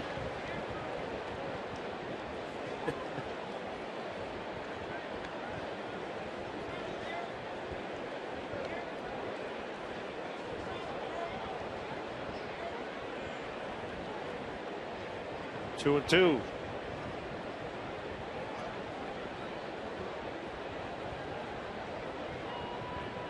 Davis takes off. Hardy out in front as he pulls one foul past Bobby Dickerson, their third base coach. You see Bobby, a member of the Cubs organization, minor league manager and instructor.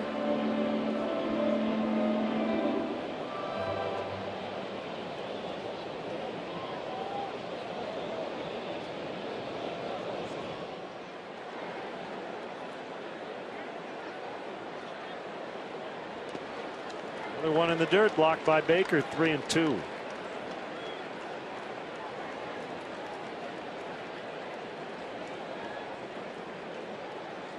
Yeah, I think had Arrieta established his curveball by this point, Buck Showalter might be hesitant to start the base runner here for fear of a swing and miss. But Davis, even though he's a slugger, big guy, runs pretty well. Arrieta's been getting a lot of ground balls today, so I'm guessing Davis is on the move here.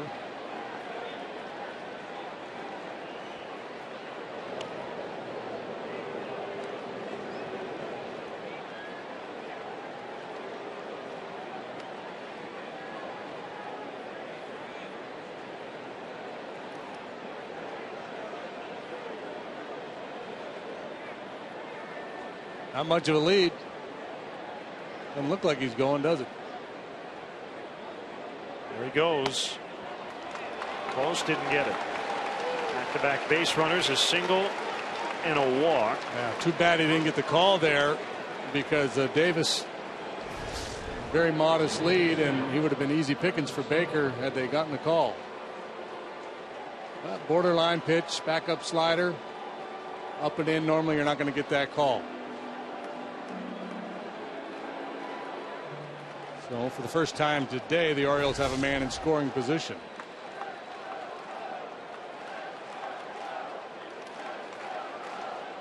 A very dangerous club because of the power up and down the lineup. Scope, the 7-hole hitters, got 12 home runs. Joseph, the catchers, hit 8. Not big numbers, but guys that are capable of hitting the ball out of the ballpark.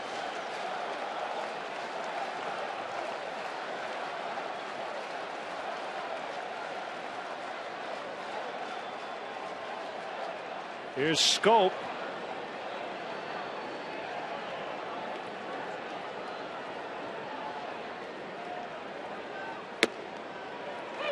Strike called. That's a key pitch because Scope is a guy who rarely ever walks, and he strikes out a fair bit. Put him in an RBI situation, get the jump on him, he's probably going to get a little anxious and be willing to go out of the strike zone.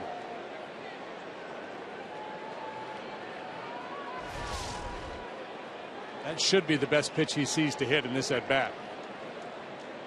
Step off by Arrieta. He wants the signs again.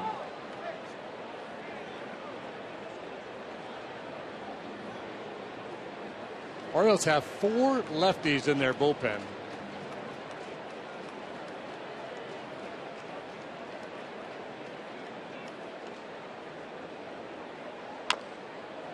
And caught a little bit of the plate. Yeah. And now way ahead of them. Really go to work. Brian Mattis, I believe, up. Yep. One of the 4 southpaws that Buck Showalter has at his disposal.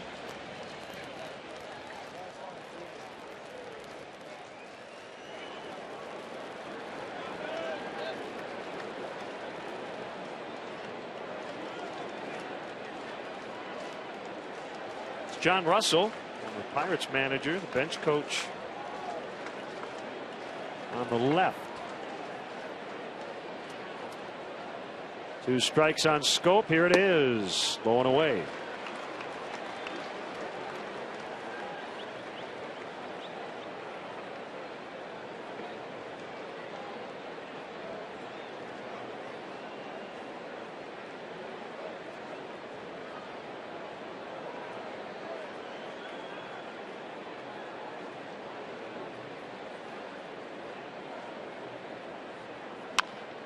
Popped him up. Infield fly rule will be in effect here as Rizzo makes a catch.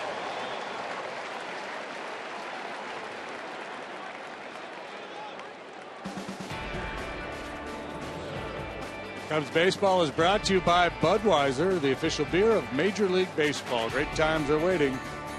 Grab some buds.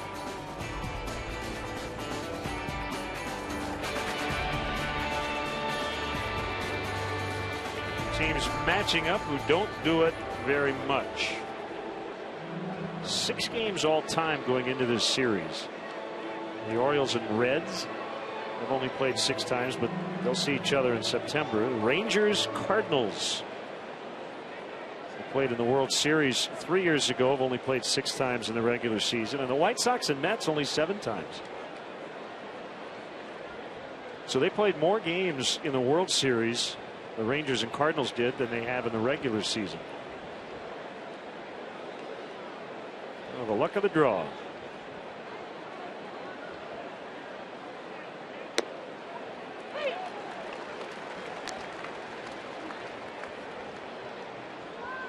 A strike on Caleb Joseph.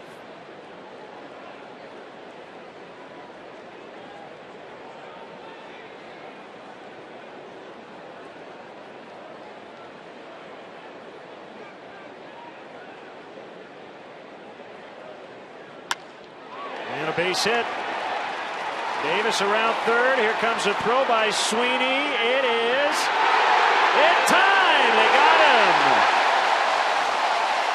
Ryan Sweeney keeps the Orioles off the board. Well, the Cubs are flashing some leather this afternoon.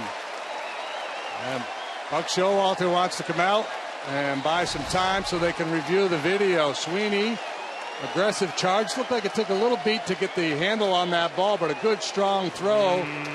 Yeah, they're going to question whether Baker gave him a lane or not. That's going to be the question. Yep, I think Buck's going to probably get a crew chief challenge here. They'll check the collision rule and then they can check the tag. The tag might end up being irrelevant if they deem Baker was in the lane. Yeah, and boy, this is we've seen it a number of times already this year. This is a very difficult situation for catchers trying to adjust to this rule, especially as the ball's coming in from right field. You're looking out at the right fielder, you're looking at the throw. Sometimes you're not sure exactly where you are in the field. You start to react to the hop that you're going to play, and maybe you drift into the line and take away that lane inadvertently. The base runner has the right in that situation to hit John Baker, but we don't see that at all anymore. Base runners constantly just trying to avoid contact, going for the back corner of home plate.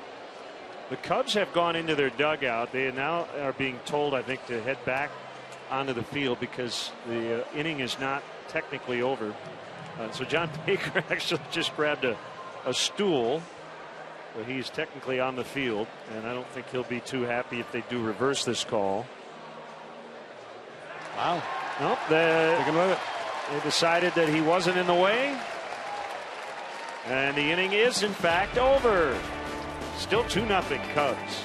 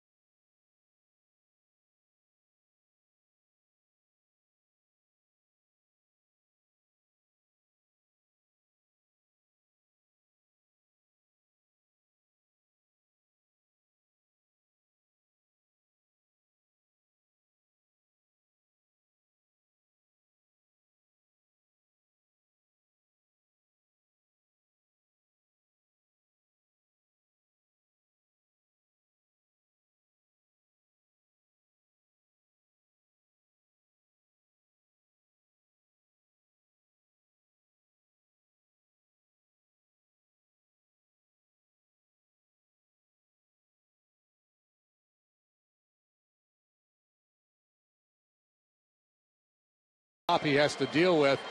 And the question became, did he provide a lane for the base runner or not?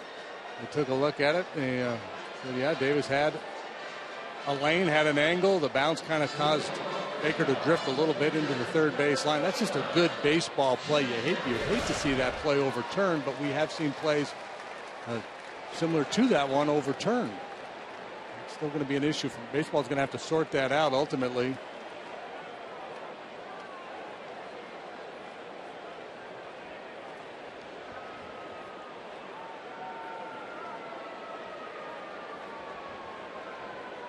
The argument, the replay, what they judged, I'm guessing, is that he gave Davis a lane, and then in the act of fielding that ball, drifted a little bit to take it away. But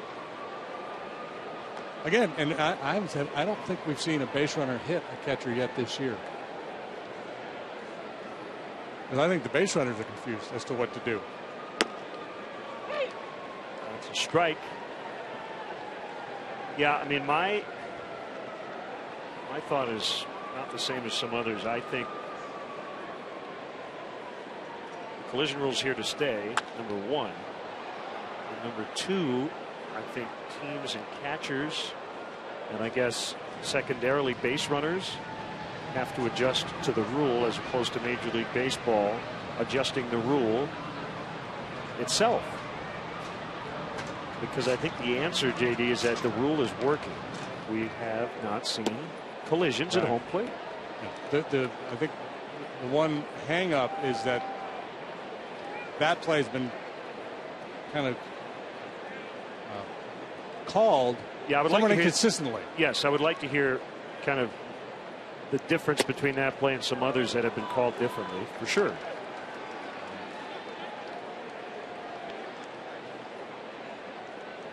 And I do think that you mentioned the base runner. I think that's really important, that runners take a more direct route to the plate. And I think if they do, they might get some more blocking the plate calls. Because if you take a direct route right to home plate and you run into the catcher, you're kind of proving that he's in your lane in some ways, right? Right, but and the flip side of it is, if you're a base runner rounding third, the catcher can't block the plate, so he's got to come out a little bit in front of home plate. So that's where the toughest play for the catcher then becomes catching the ball and reaching back or diving back, depending how far up the line he is, to apply the tag as you try to sneak in the back door. So it's two parts by going around and toward the back. Yeah, you're better off. You got a better chance of avoiding a tag if you go directly to the base. You get there faster. You get there more quickly. And then I've heard the theory of guys just running straight through and not even sliding. And Chris Davis could have gone right at home plate here, standing. He would have been out, but he might have tripped over his leg, and I don't know if it would have changed at all what the call was.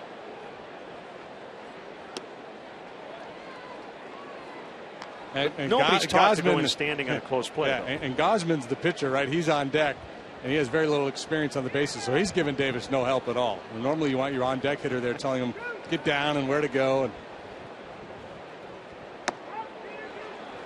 on that play, the throw coming from right field, it's an easier read for the base runner.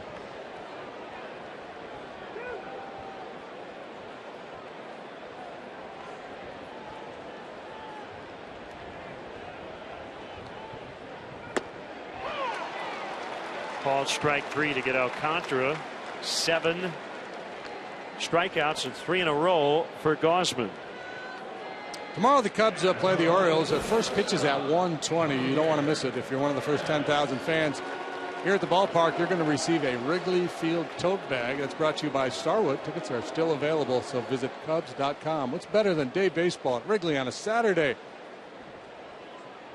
Get your tote bag, pick up some groceries on the way home, take it to the beach.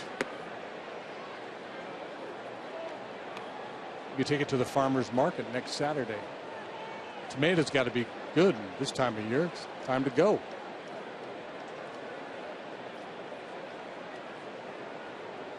But I digress. But that's what we do. We don't want tomatoes. We want a cookie right down the middle. 2-0 on Baez. Yeah, tighten those gloves. Pull out the driver.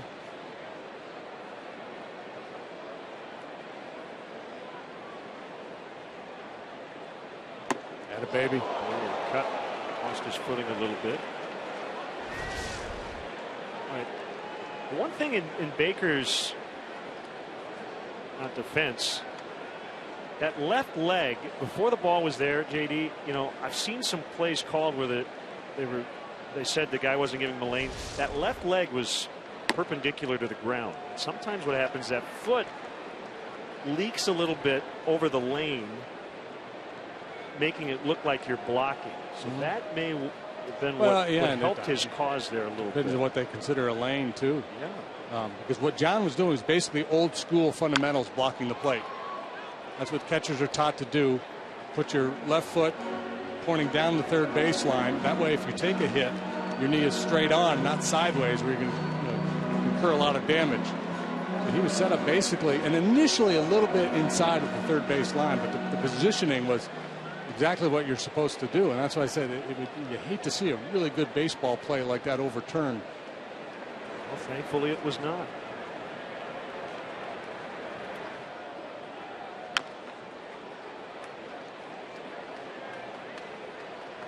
Still 3-2 on Baez.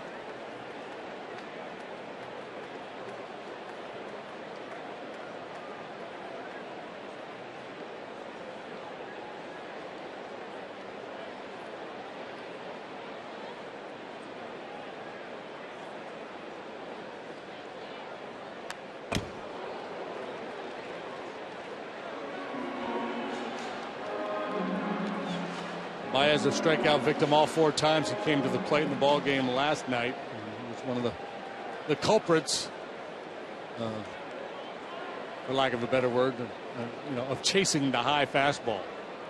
But he wasn't alone. Up and down the lineup.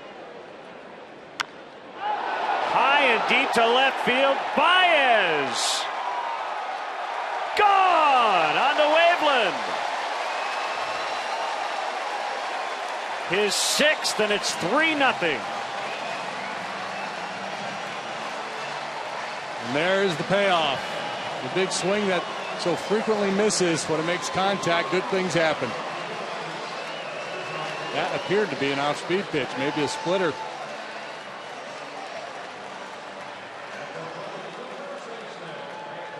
Hit the ball pretty well first time up, deep fly to center. This time a no-doubter. Ooh. It was so much fun to watch.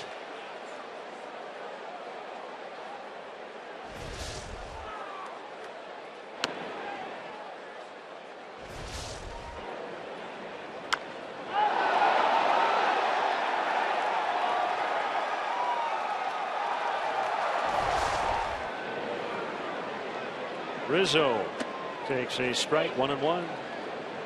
Well, all 3 runs on homers. Check it. No, second one, yeah. 2 of the 3. 2 of the 3. Valbuena and Baez. The Watkins RBI single.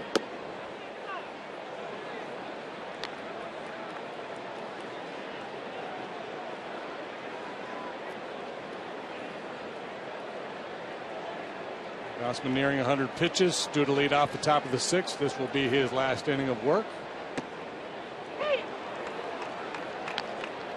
2-2.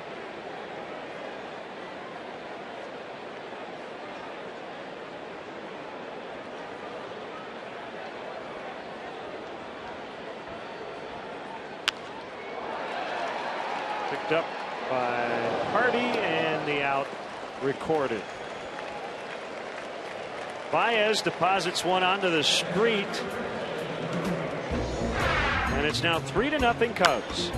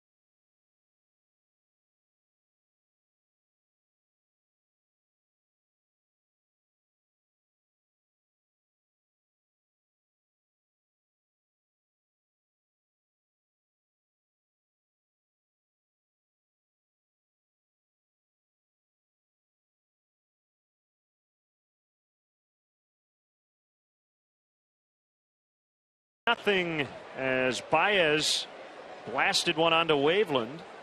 Second homer today for the Cubs. Here's the play recently. Robin Ventura ended up getting kicked out.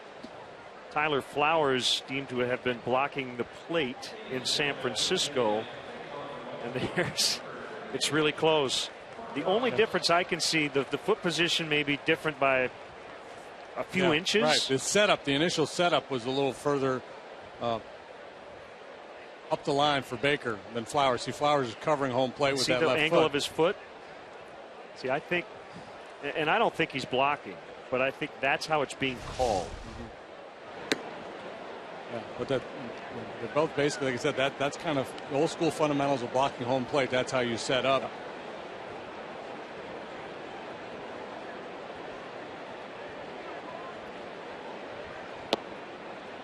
2-0 on Cord Phelps.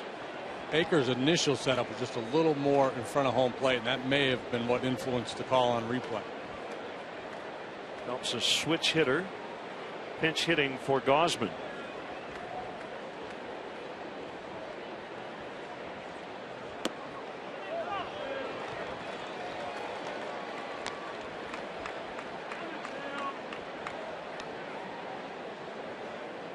Well, this is his second at bat this year. Mr. Phelps, your mission, should you choose to accept it.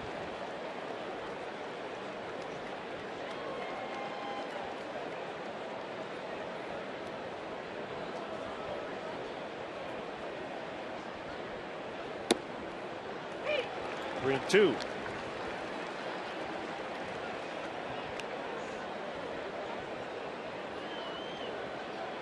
Was hitting 258, with a 358 on base, 7 home runs. And down at AAA. Ground ball to first. That's Rizzo to make the play. A little stumble, but he's got time and gets it to Arrieta. Stay tuned. The 7th inning stretch coming up. Brought to you by Budweiser, the official beer of Major League Baseball. Great times are waiting. Grab some buds. And it's Gary Sinise, one of our favorites.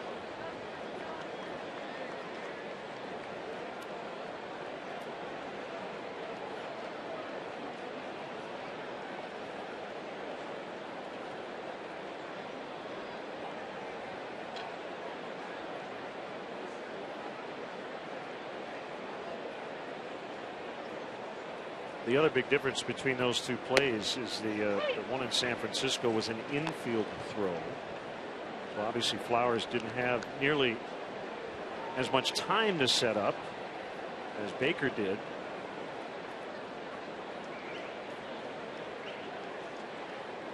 You almost need to make a line and put it in the dirt and say you can't have any part of your body That's on the other side of this line before the ball arrives.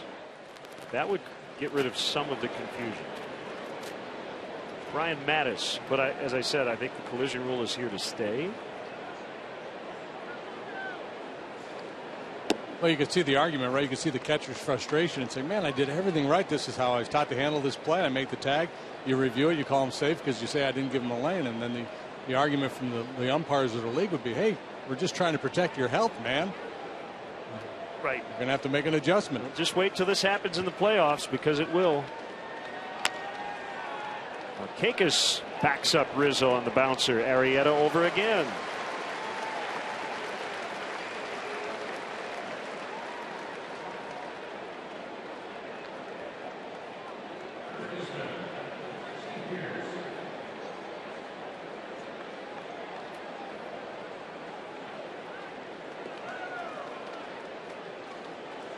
Steve Pearce stepping into hit here has been a very nice story for the Orioles this year. Kind of a journeyman type player. He's bounced around with a few different clubs. In a part-time role with the Orioles, putting up very good numbers.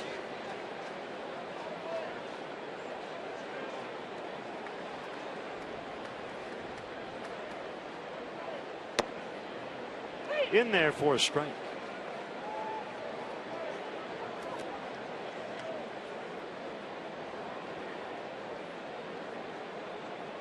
.13 home runs, .520 slugging percentage.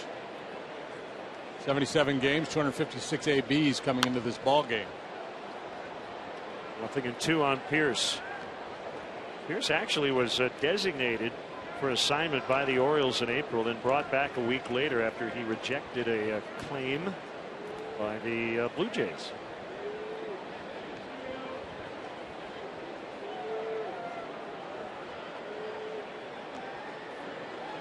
Red Sox are making news today. They signed that Cuban free agent Rusney Castillo, an outfielder, 7-year, $72.5 million deal.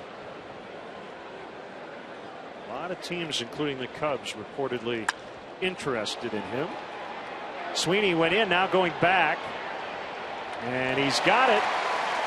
And the inning is over. Arrieta against his ex-team, shutting them out through 6. Cubs lead 3-0.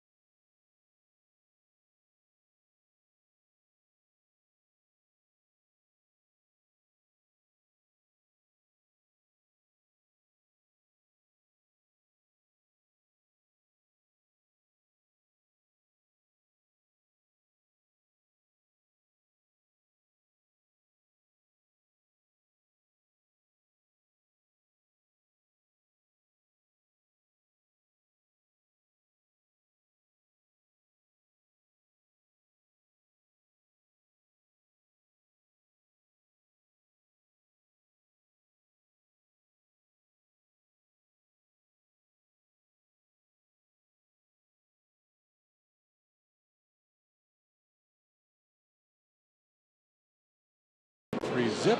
We head to the bottom of the 6th. As you know, every Sunday is Kids Retro Toy Sunday here at Wrigley Field. This Sunday, 121st pitch. The first 5,000 kids 13 and under will receive a Gracie the Swan Beanie Baby. After the ballgame, the first 1,000 kids 13 and younger will have the opportunity to run the bases. For more information or to purchase tickets, visit Cubs.com. Boy, those Beanie Babies were wildly popular back in the day. Especially here at Wrigley Field. Here's Brian Mattis, left-hander. Gausman, 5 innings, 6 hits, 3 runs. Gracie the Swan could hit a line drive on command. Mattis, former starting pitcher, settled into the bullpen the last couple of seasons. 2 3 4.10 the ERA. Debuted in 2009. Bueno with a go-ahead homer with 1 out in the 4th inning. The starter Gausman. And fastball over the heart of the plate, up above the knees a little bit.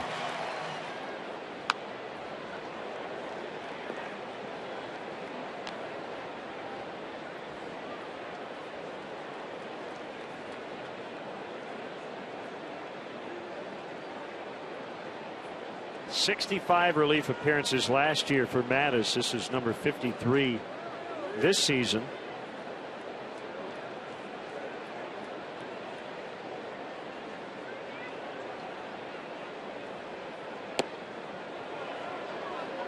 Good breaking stuff from Mattis. Not an overpowering guy. 4-pitch mix. Fastball around 90 miles an hour.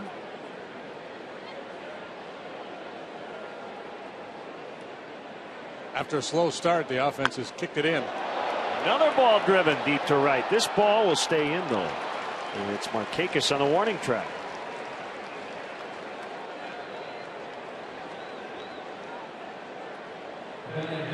Mattis had a 2011 he'd rather forget.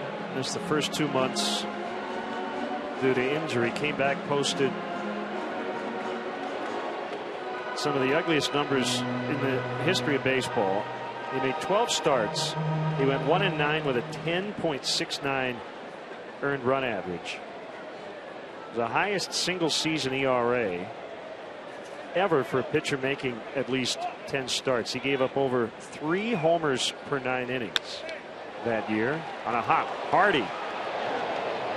Perfect throw to get Coghlan. Man, we've seen some defense this afternoon. Cubs with a handful of really good plays, and now J.J. Hardy joins the party. Backing up 2-3 steps onto the outfield grass. Plenty of arm to get the out. Nice play by Hardy. Hardy party? It's a Hardy party.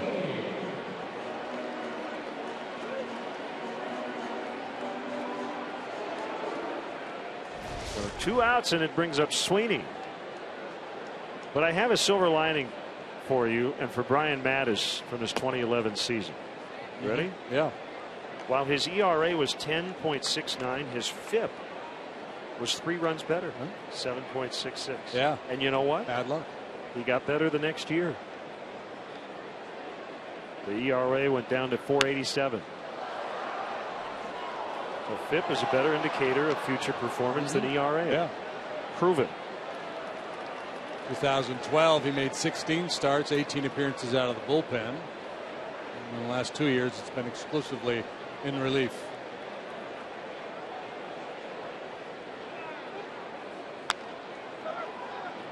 He bounces to Pierce. Mattis just able to beat him to the bag.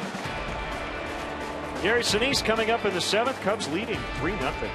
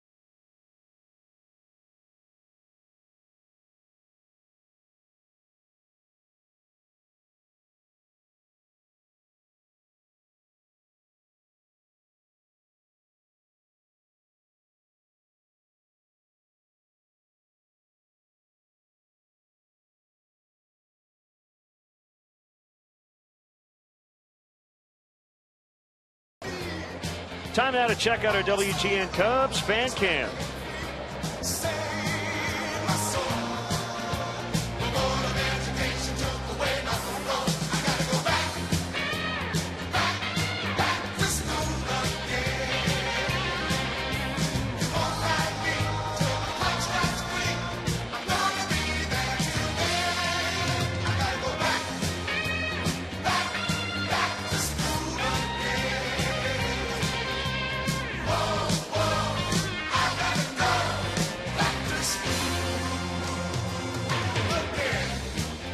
That's the Four Tops back to school again. As Jake Arrieta goes into the 7th with a 2-hit shutout facing his former team. Our good friend Gary Sinise is with us. How are you, Gary? I'm great. Thanks for having me back. Have we counted up you and Joe Mantegna probably right up near the top in terms of seventh inning stretch renditions? I don't know. I like to at least get here once a year, Yeah. and I'm glad I could come today. It's always great to have you back here at Wrigley Field, and the Cubs with a 3-0 lead going into the late innings. Because Gary guarantees a win every time he comes. That's a good part thing. of the deal. Yeah, we need to find out what your record is. I wonder, yeah.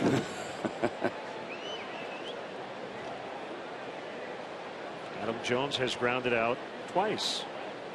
What's keeping you busy these days, Gary? Well, I'm traveling the country. My CSI New York TV show finished shooting February of 2013, and I've been full-time with work on behalf of our veterans and military community, and raising money for the Gary Sinise Foundation. We're doing a lot of events all around the country to help our wounded.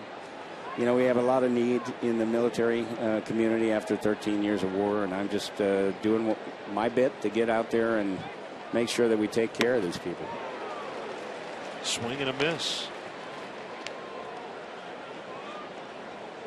Tonight I'm actually at the IMAX Theater for a special event for the 20th anniversary of Forrest Gump. It came out in July 20 years ago, and they're putting it into the theaters September 5th for a 20th anniversary celebration release. I want to see that on the big screen again. Nice play by Arrieta.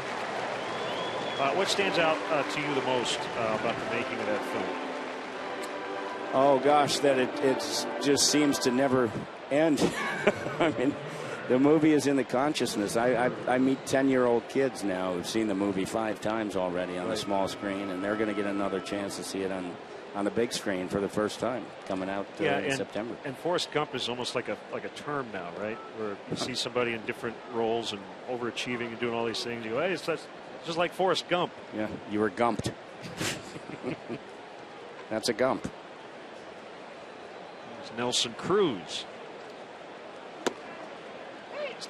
Tom Hanks is nice as everybody says he is. No, he's really a horrible jerk, huh? Horrible jerk. I kind of set you up for that one.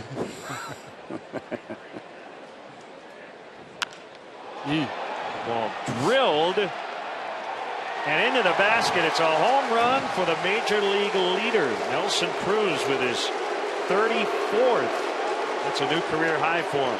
The Cub fans are booing. The Oriole fans are cruising. And he has been scuffling here of late when a line drive home run gets the Orioles on the board. Jeez, sorry I came, guys. Man, that was a scrum for that one. That ball was gumped. It was gumped into the basket. It was thumped.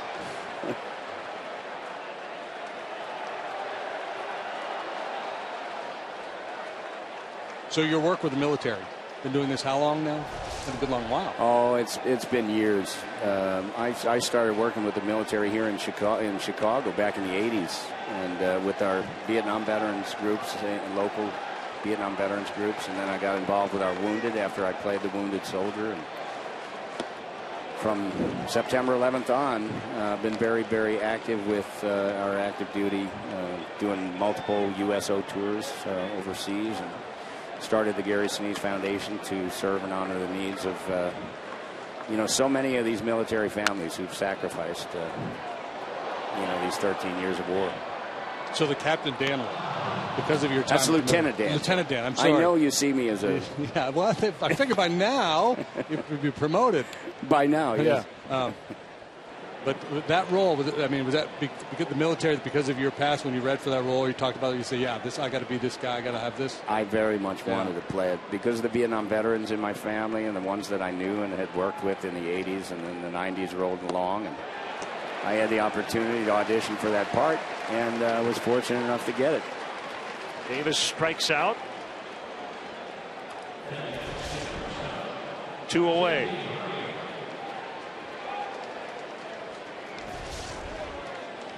Well, I think one of the great traditions that has gone on around sports, and obviously the Cubs have done it. I know the Blackhawks, the White Sox, just about all the sports teams honor a military veteran in the middle of the game. And I got to be honest, Gary, it's a lot of times the biggest ovation of the afternoon, as it should be. Yeah, it's terrific that people are focused and they appreciate. You know, it was back in the 60s and 70s when our Vietnam veterans came home, and people didn't appreciate what they did. So nice to see that that's changed since then. Yep. 1-1 on J.J. Hardy.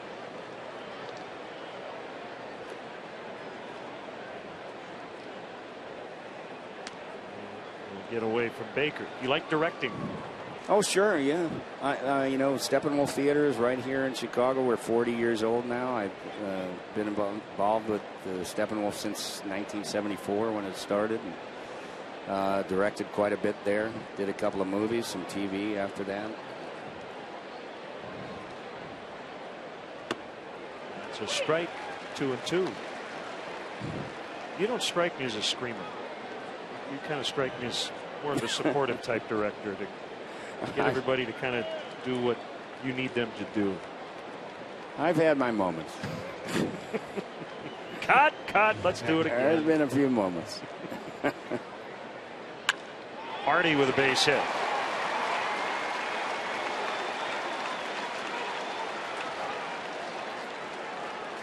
Well, you've had some long days, I know, on sets. We've had some long days here at Wrigley Field. We were here till 1:30 the other night. We had a 6-hour, 27-minute, 16-inning game. Those were long innings. So in baseball, like Earl Weaver here when he managed the Orioles, there's been others, fiery managers, famous for their rants. In your world, acting, directing, there's people who are just famous for lighting people up, and that everybody in the industry talks about. If you work with this guy, heads up, because it's going to get ugly. Like McEnroe? Yeah, exactly. Yeah. You're the McEnroe of theater. Yes. Be quiet. You people need to look in a mirror before you come on the set tomorrow. You know, I've had a lot of great experiences. I've worked with a lot of great people, and it's had a bunch of wonderful movies and television shows and plays that I've been in, and a lot of great people I've worked with over the years. Very fortunate to have worked with some really good ones. I would also imagine, Gary, that things can get intense at times, but if the goal is to serve the purpose of the film or the play or whatever it is, that's good, right? It's all about professionalism and. Yeah, and different people have different ways of getting at that. Some people are very gentle the way they try to manipulate you into doing what they want, and other people just try to beat it into you. like managing, it's right. That's right. You know, every ball player is different. Mm-hmm. They might need a little bit of different approach to get the best out of them. Ricky Renteria was big trying to assess where Jake Arrieta is right now. And he got the answers he was looking for as he lets him face Scope.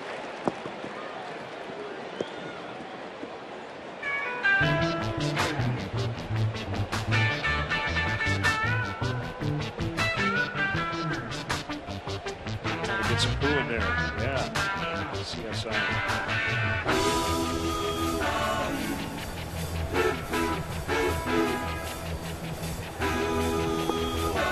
Scope, swing and a miss. That's the wrong CSI. Oh, is it? Oh, well. That's the wrong Who song for this. Cut. Let's do it again. Re-rack. Bob O'Reilly was our theme song. Got it.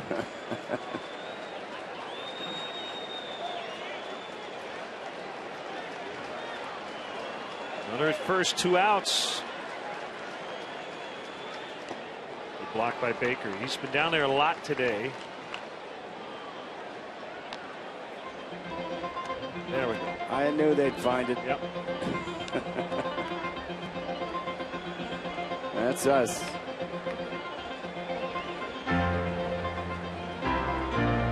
We do this song in my band. Oh, we never show a bunch of clips and everything. It's crazy. Swing and a miss to end the inning as Baker will throw to first. Timeout for the 7th inning stretch with Gary Sinise, brought to you by Budweiser.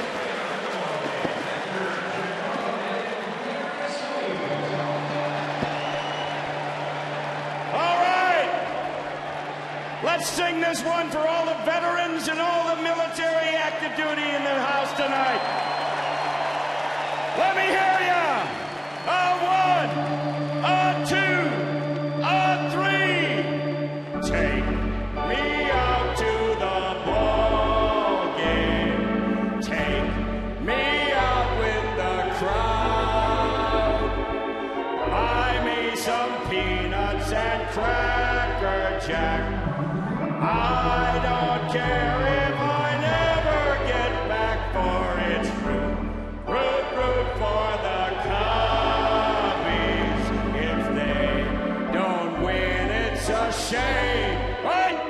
For it's 1, 2, 3 strikes, you're out at the old ball game. Let's get some runs!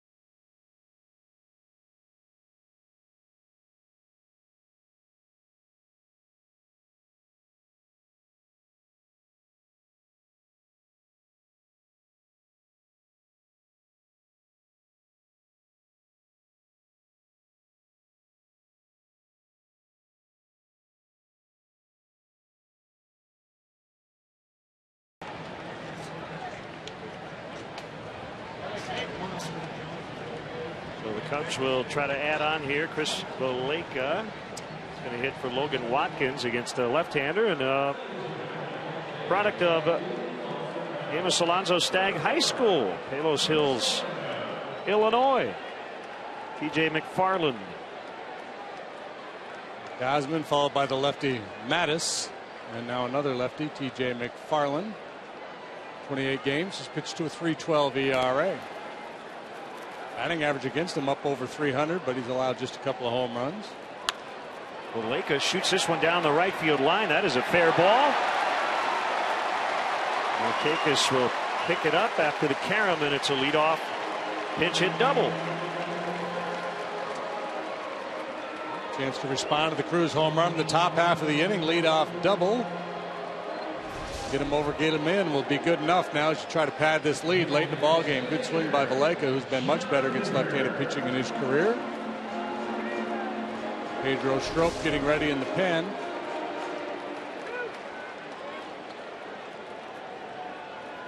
Justin Ruggiano out on deck for Arrieta.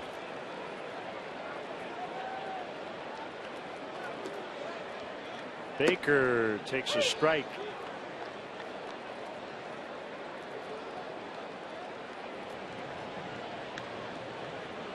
Former Oriole Pedro Strop. Makes sense if he pitches today, right? With Arrieta.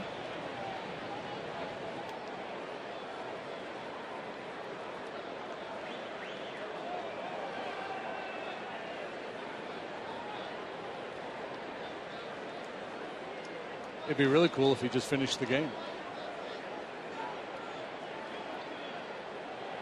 Probably won't. No.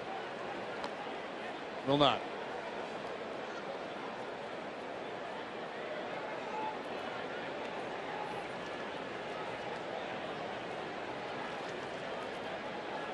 Send out happy 50th birthday wishes to Robert Sporl.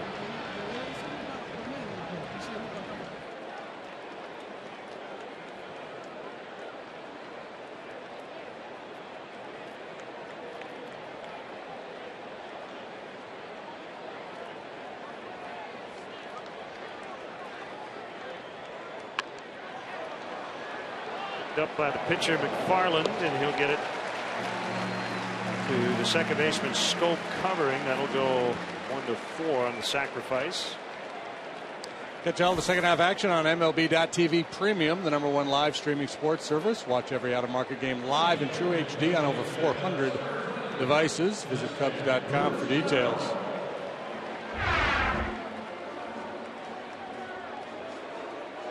Comes Buck. He's going to make a double switch, I think. Yep.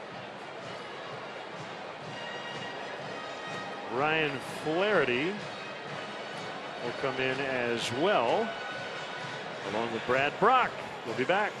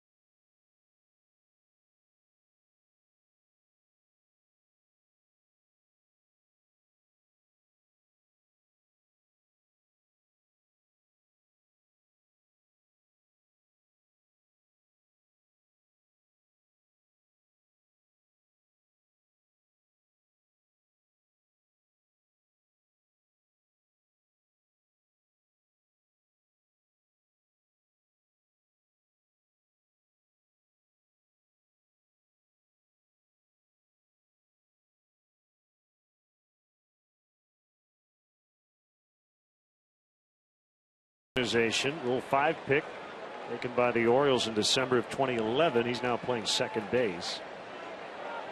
And Brad Brock will do the pitching. Runner at third, infield in, and outside on Ruggiano.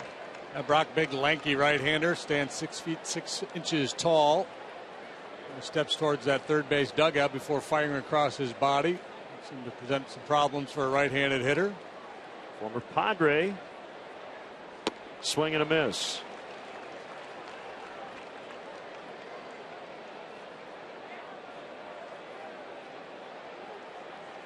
An extra run here would be nice.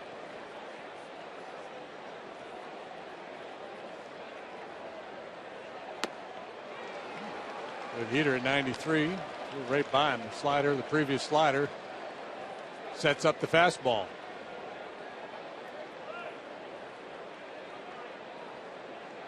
Four lefties out there. Now Ubaldo Jimenez joining the right-handed relief corps. Buck Showalter with a lot of options.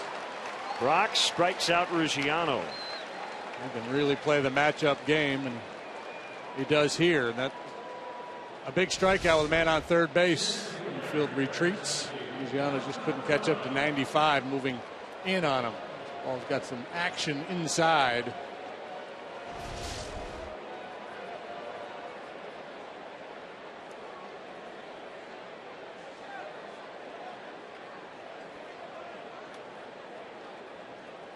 Alcantara with everybody back except for Davis at third. Ball one.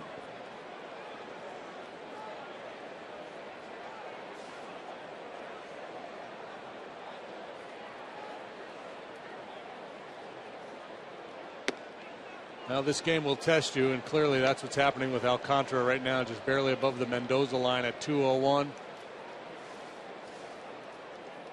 Try to find a way to stay positive. Just come to the ballpark every day and get your work in.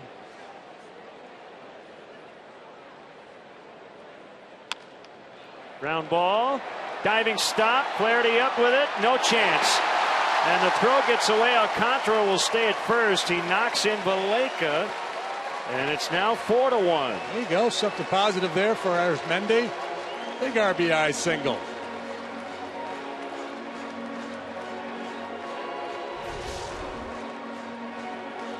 Cubs gotten some big hits with 2 outs here this afternoon.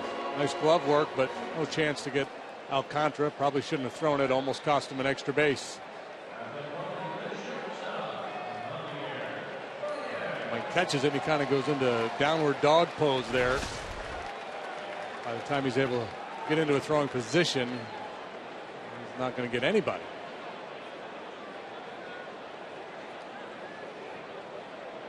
Baez hit a long homers last time up.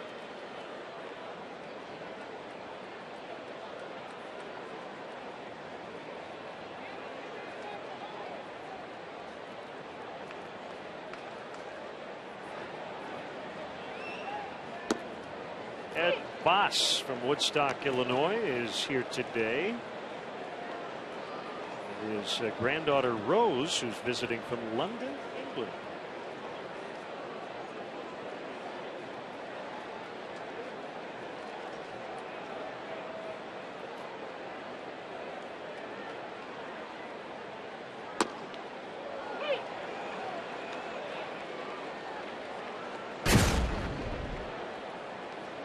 Yep. A bit of a hanging splitter, I believe. Just demolished by Baez.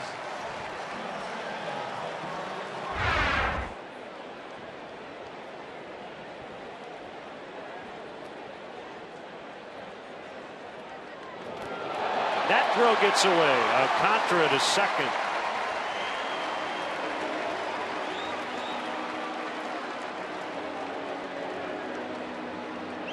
Throwing error on the pitcher, Brock.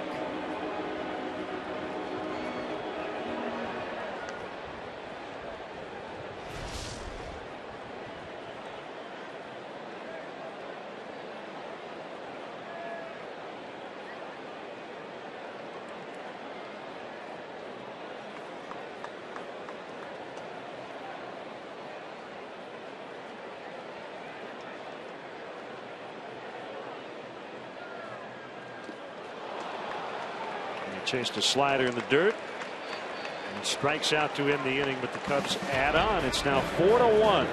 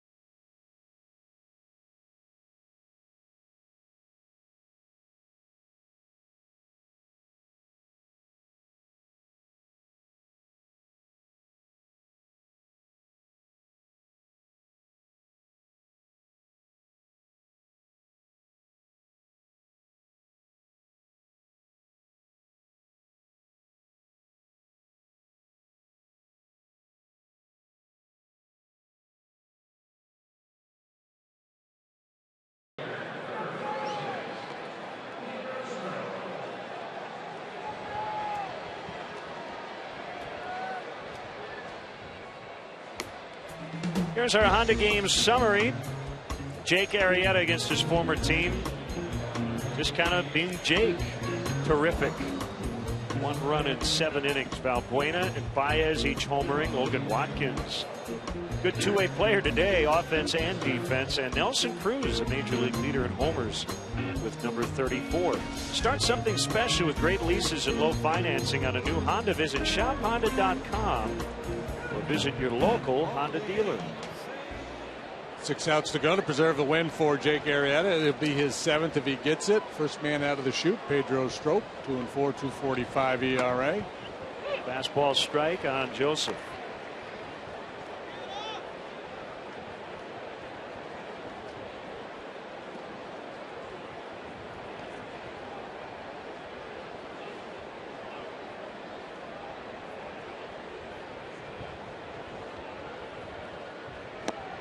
Good slide.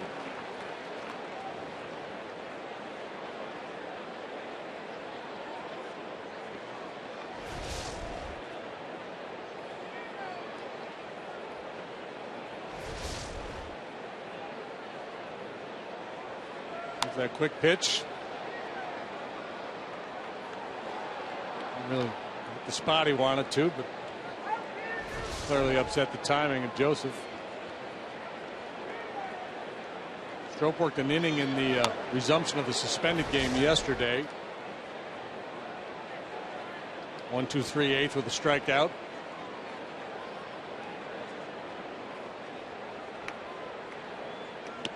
And he struck him out swinging. Bottom fell out of that pitch.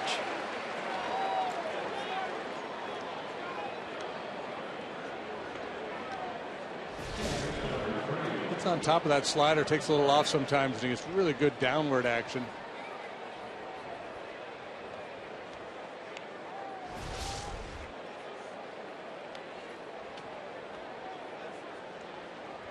It brings up Flaherty.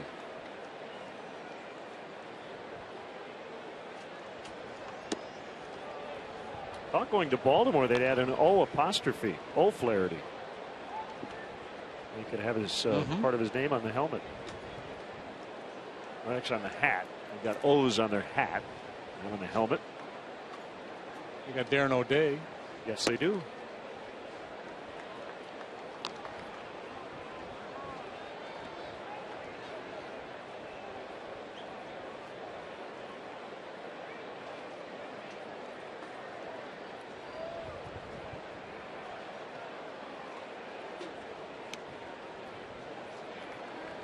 Missed again from Strop. Andrew Miller is up.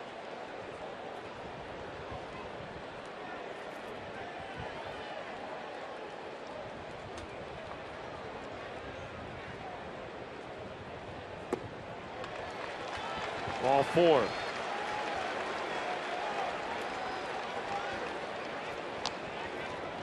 Now Markakis. Yeah, I got to be careful putting people on base against this lineup. There's so much thunder. You don't want to walk people. And somebody knock one out of the ballpark and change the nature of the ball game on you.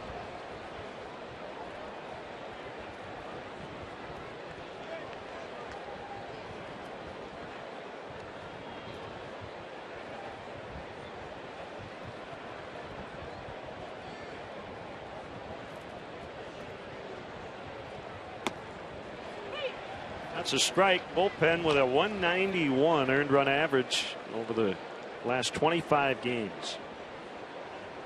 Holding opponents to a 202 average over this stretch.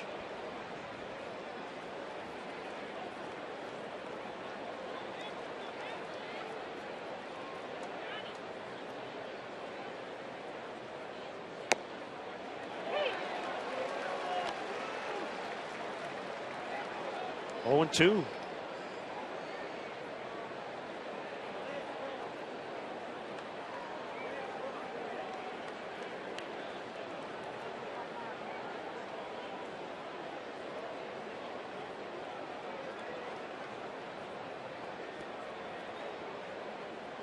Swing and a miss, strike 3. Nobody's put a ball in play this inning. 2 strikeouts and a walk. Flaherty's still at first, and it'll be Steve Pearce. A little cheddar for you. And then the slider to finish him off.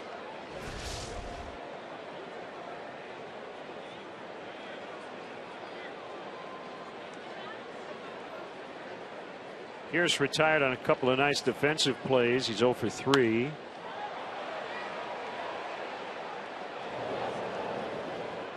Fouls out of play.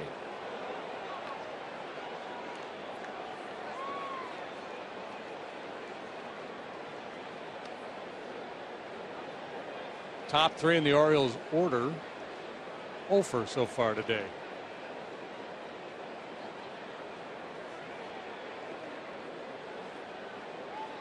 They only have 4 hits.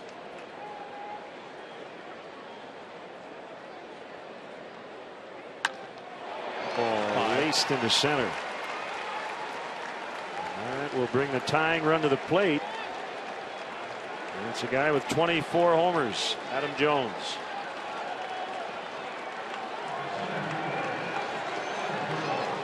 Yeah, that's the danger with this lineup. Of course, the danger of any major league lineup. They're good hitters in the middle of the batting order. Guys are capable of hitting the ball out of the ballpark. They just do it more than any other team. 161 long balls from the Orioles to lead Major League Baseball. Critical confrontation coming here, and that's worthy of a trip from the pitching coach Chris Bosio. We'll go over a little refresher on Adam Jones.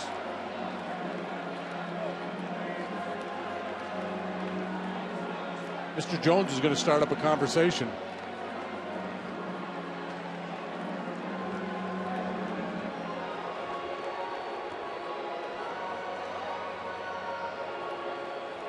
Well, the storyline going into today, we talked about it in the open, was Jake Arrieta facing his former team. The Orioles red hot, leading the American League East by 9 games, hitting a lot of home runs. The Cubs, however, have been the team to do that today. The Orioles got one from Cruz in the 7th, but their only run. Cubs have out-homered them 2-1. Arrieta, as advertised, 7 innings. And a little bonus here, Pedro Strop facing his former teammates too.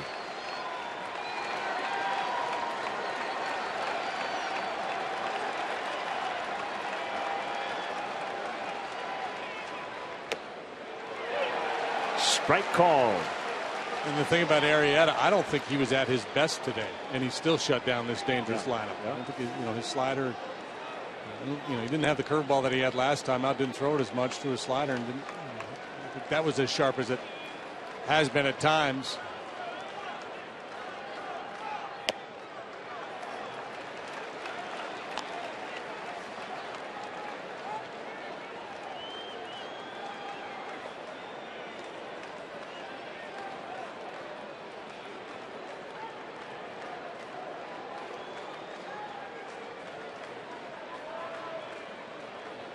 One ball, one strike. Ground ball.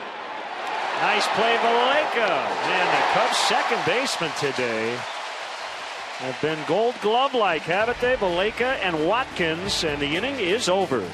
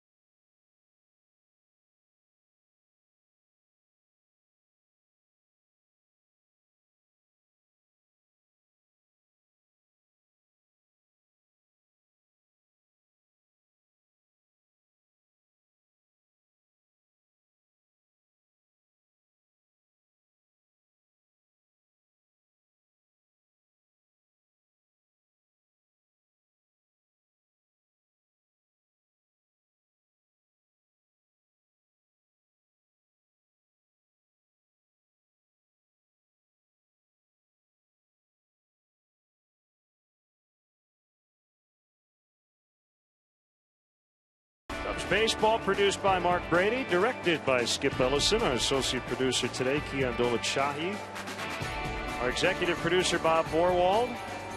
Christina Ballas, our studio coordinator. Thanks again to Tim Ward, our WGN sports intern, heading back to college. And our wonderful crew is Andrew Miller, tall left-handed. Saw him with Boston earlier this season. He's developed into a very good reliever. Trade deadline acquisition by the Orioles from the Red Sox for minor league left-hander Eduardo Rodriguez. Faced the Cubs at Fenway Park on July 1st. 2/3 of an inning. Faced two batters, struck out both of them.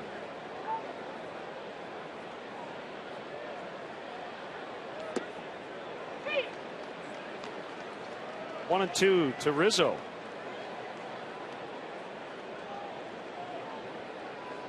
It'll be Rondon in the ninth.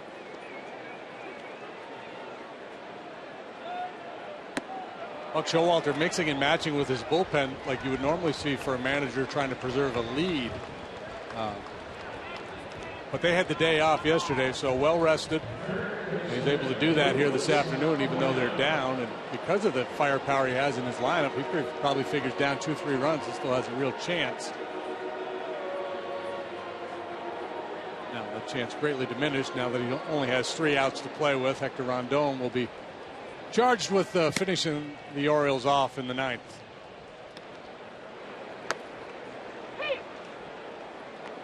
So I mentioned the storylines today. I think what ultimately we'll be talking about, assuming the Cubs can hang on to this 4-1 lead here, is defense helping out the pitching staff. I mentioned Arrieta maybe not quite as sharp as Valbuena. Lines one into center. But the guys behind him made all the plays. They play at the plate. You had Watkins making a couple of really nice plays. Yeah, it's been a real clean game. Big 2-out hits. Very good pitching, outstanding defense. All punctuated with an elegant flip of the bat. Valbuena gets his second hit of the afternoon. Single to go along with his solo homer in the fourth.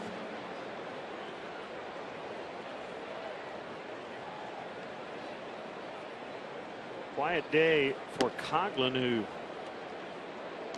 is in the 5th spot.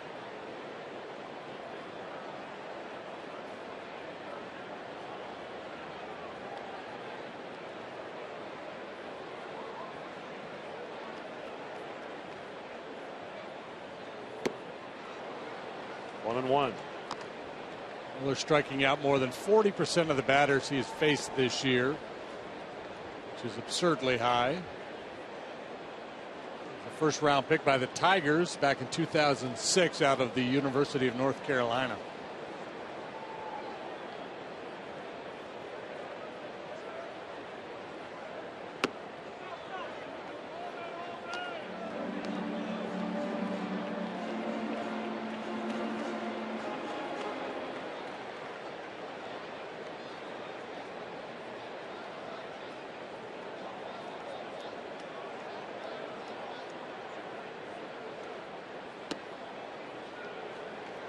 Pulled that breaking ball outside. And it's 3-1. Sweeney next.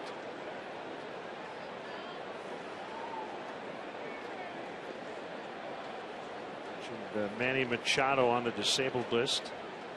Still going to be a bit. Eligible, I think, in 5 days, but will not be back at that time. August 27th is when he's eligible. He's battling a sprained right knee.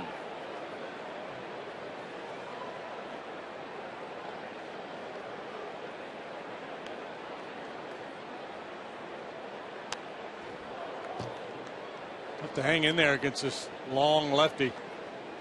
There's some tough angles as a left-handed hitter. Yeah, it's disappointing. I'd like to watch Machado play. You know, he and Albert Almora, very, very close. They call themselves cousins. They grew up together. Pitch. Coughlin into short right, but it'll be an easy play. Markakis. 2 outs.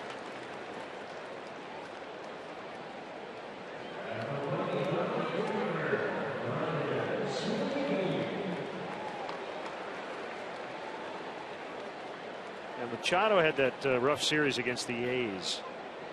Ended up getting suspended for tossing his bat after the A's appeared to be throwing at him. Swing and a miss by Sweeney. It all started with that Josh Donaldson tag. Yeah. Machado took umbrage with it. Yeah. And then he had a couple of back swings that caught Derek Norris. Yeah, he got a little out of control there. It was illegal use of umbrage, really. Donaldson was just making a play on him.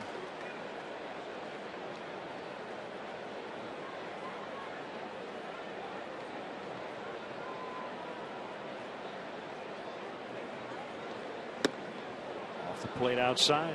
1-2.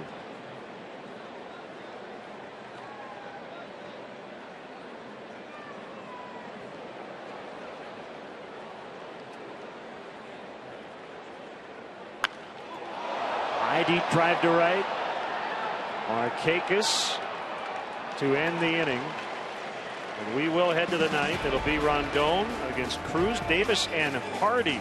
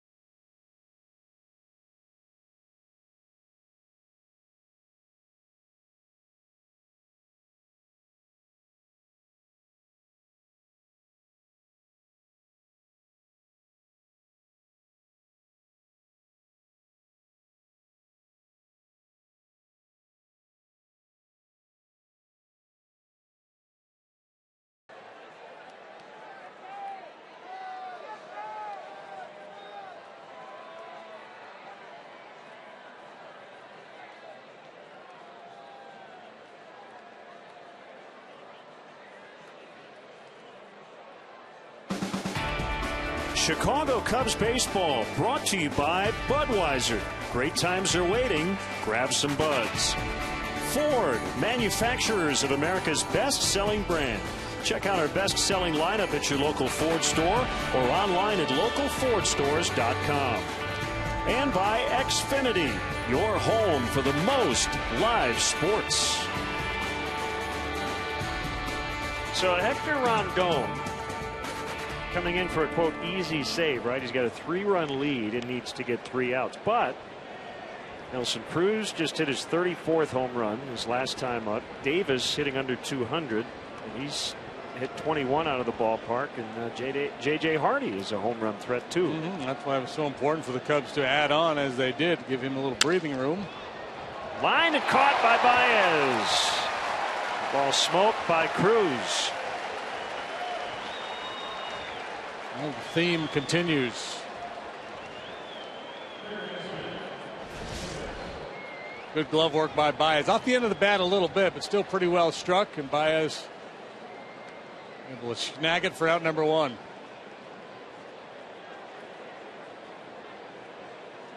Rondon with the saves in each of his last 5 appearances. Looking for number 20 on the year. He did not start the season as the closer. As he faces Davis, and a strike.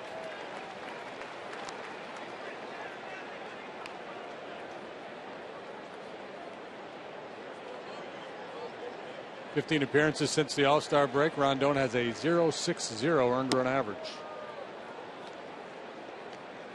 15 innings, 14 strikeouts, no walks.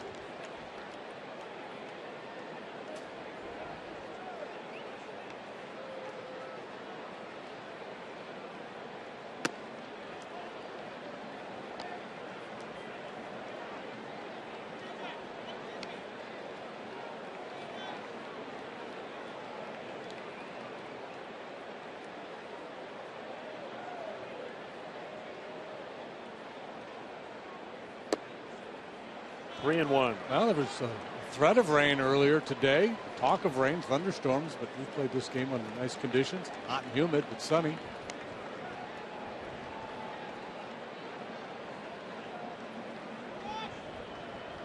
Cubs trying to hand the Orioles their first loss this week here in Chicago after they swept the White Sox.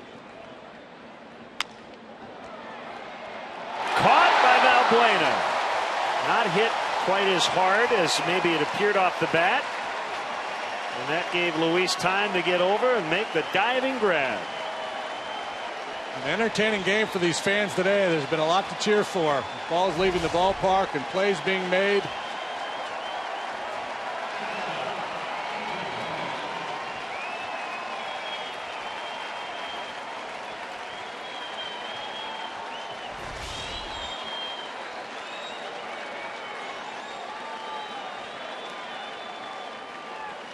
Throwing their body around all over the place out there. Well, tomorrow, Gary Pressey might want to play dun, dun, defense, dun, dun, like they do at the NBA games. Here's Hardy with 2 outs. Called strike on a slider.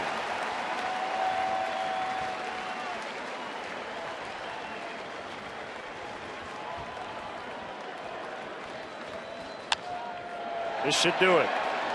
Maleka to Rizzo.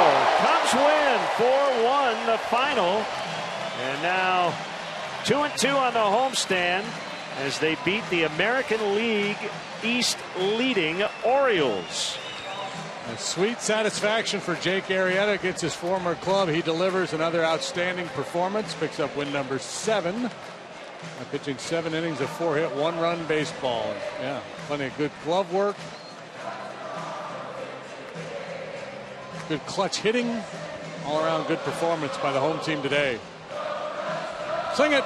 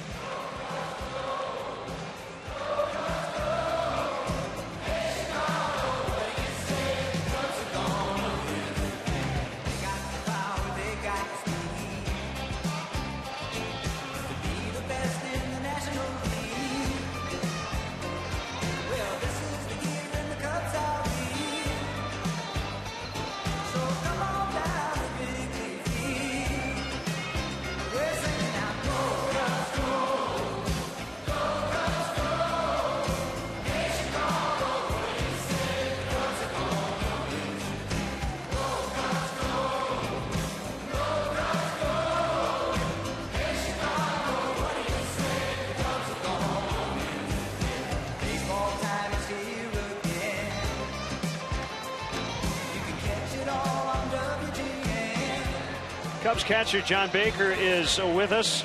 We got a lot to get to here, John. I thought you had hit your first homer of the year. So close. A little bit off the end. Story of my life, you know. How about Jake today? Did you sense that he was a little different today at all, facing his former team? He said he was going to be pretty jacked up, but he said 3 hours before the game, I'll be all right. Yeah, he was definitely on one today. He's been talking about this game since the moment his last outing ended in New York. He's watched a ridiculous amount of video, and he really wanted to come out here and perform really well.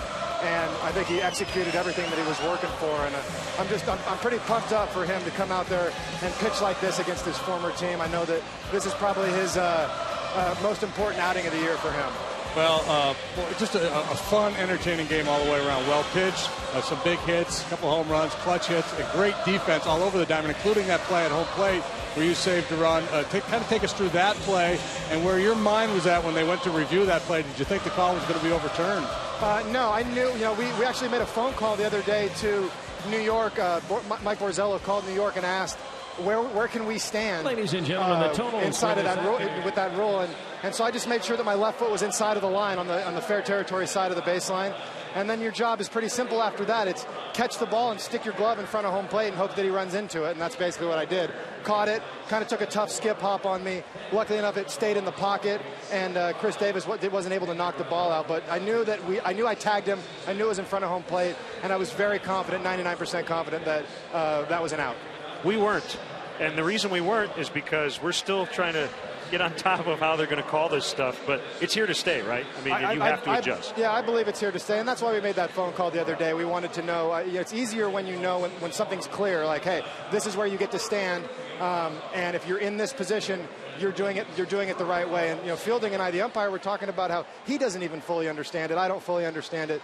I think they need to clear up the language. They're trying to do that. I know they're working their best, but I will say it's been good in that there's been less home plate collisions and you haven't seen as many injuries. So I think that part of the rule is working. I think we're going to get it better, going on into the future. They'll figure it out a little bit more. Nicely done today, John. Thanks, man. Thanks, John. Yeah, that was fun.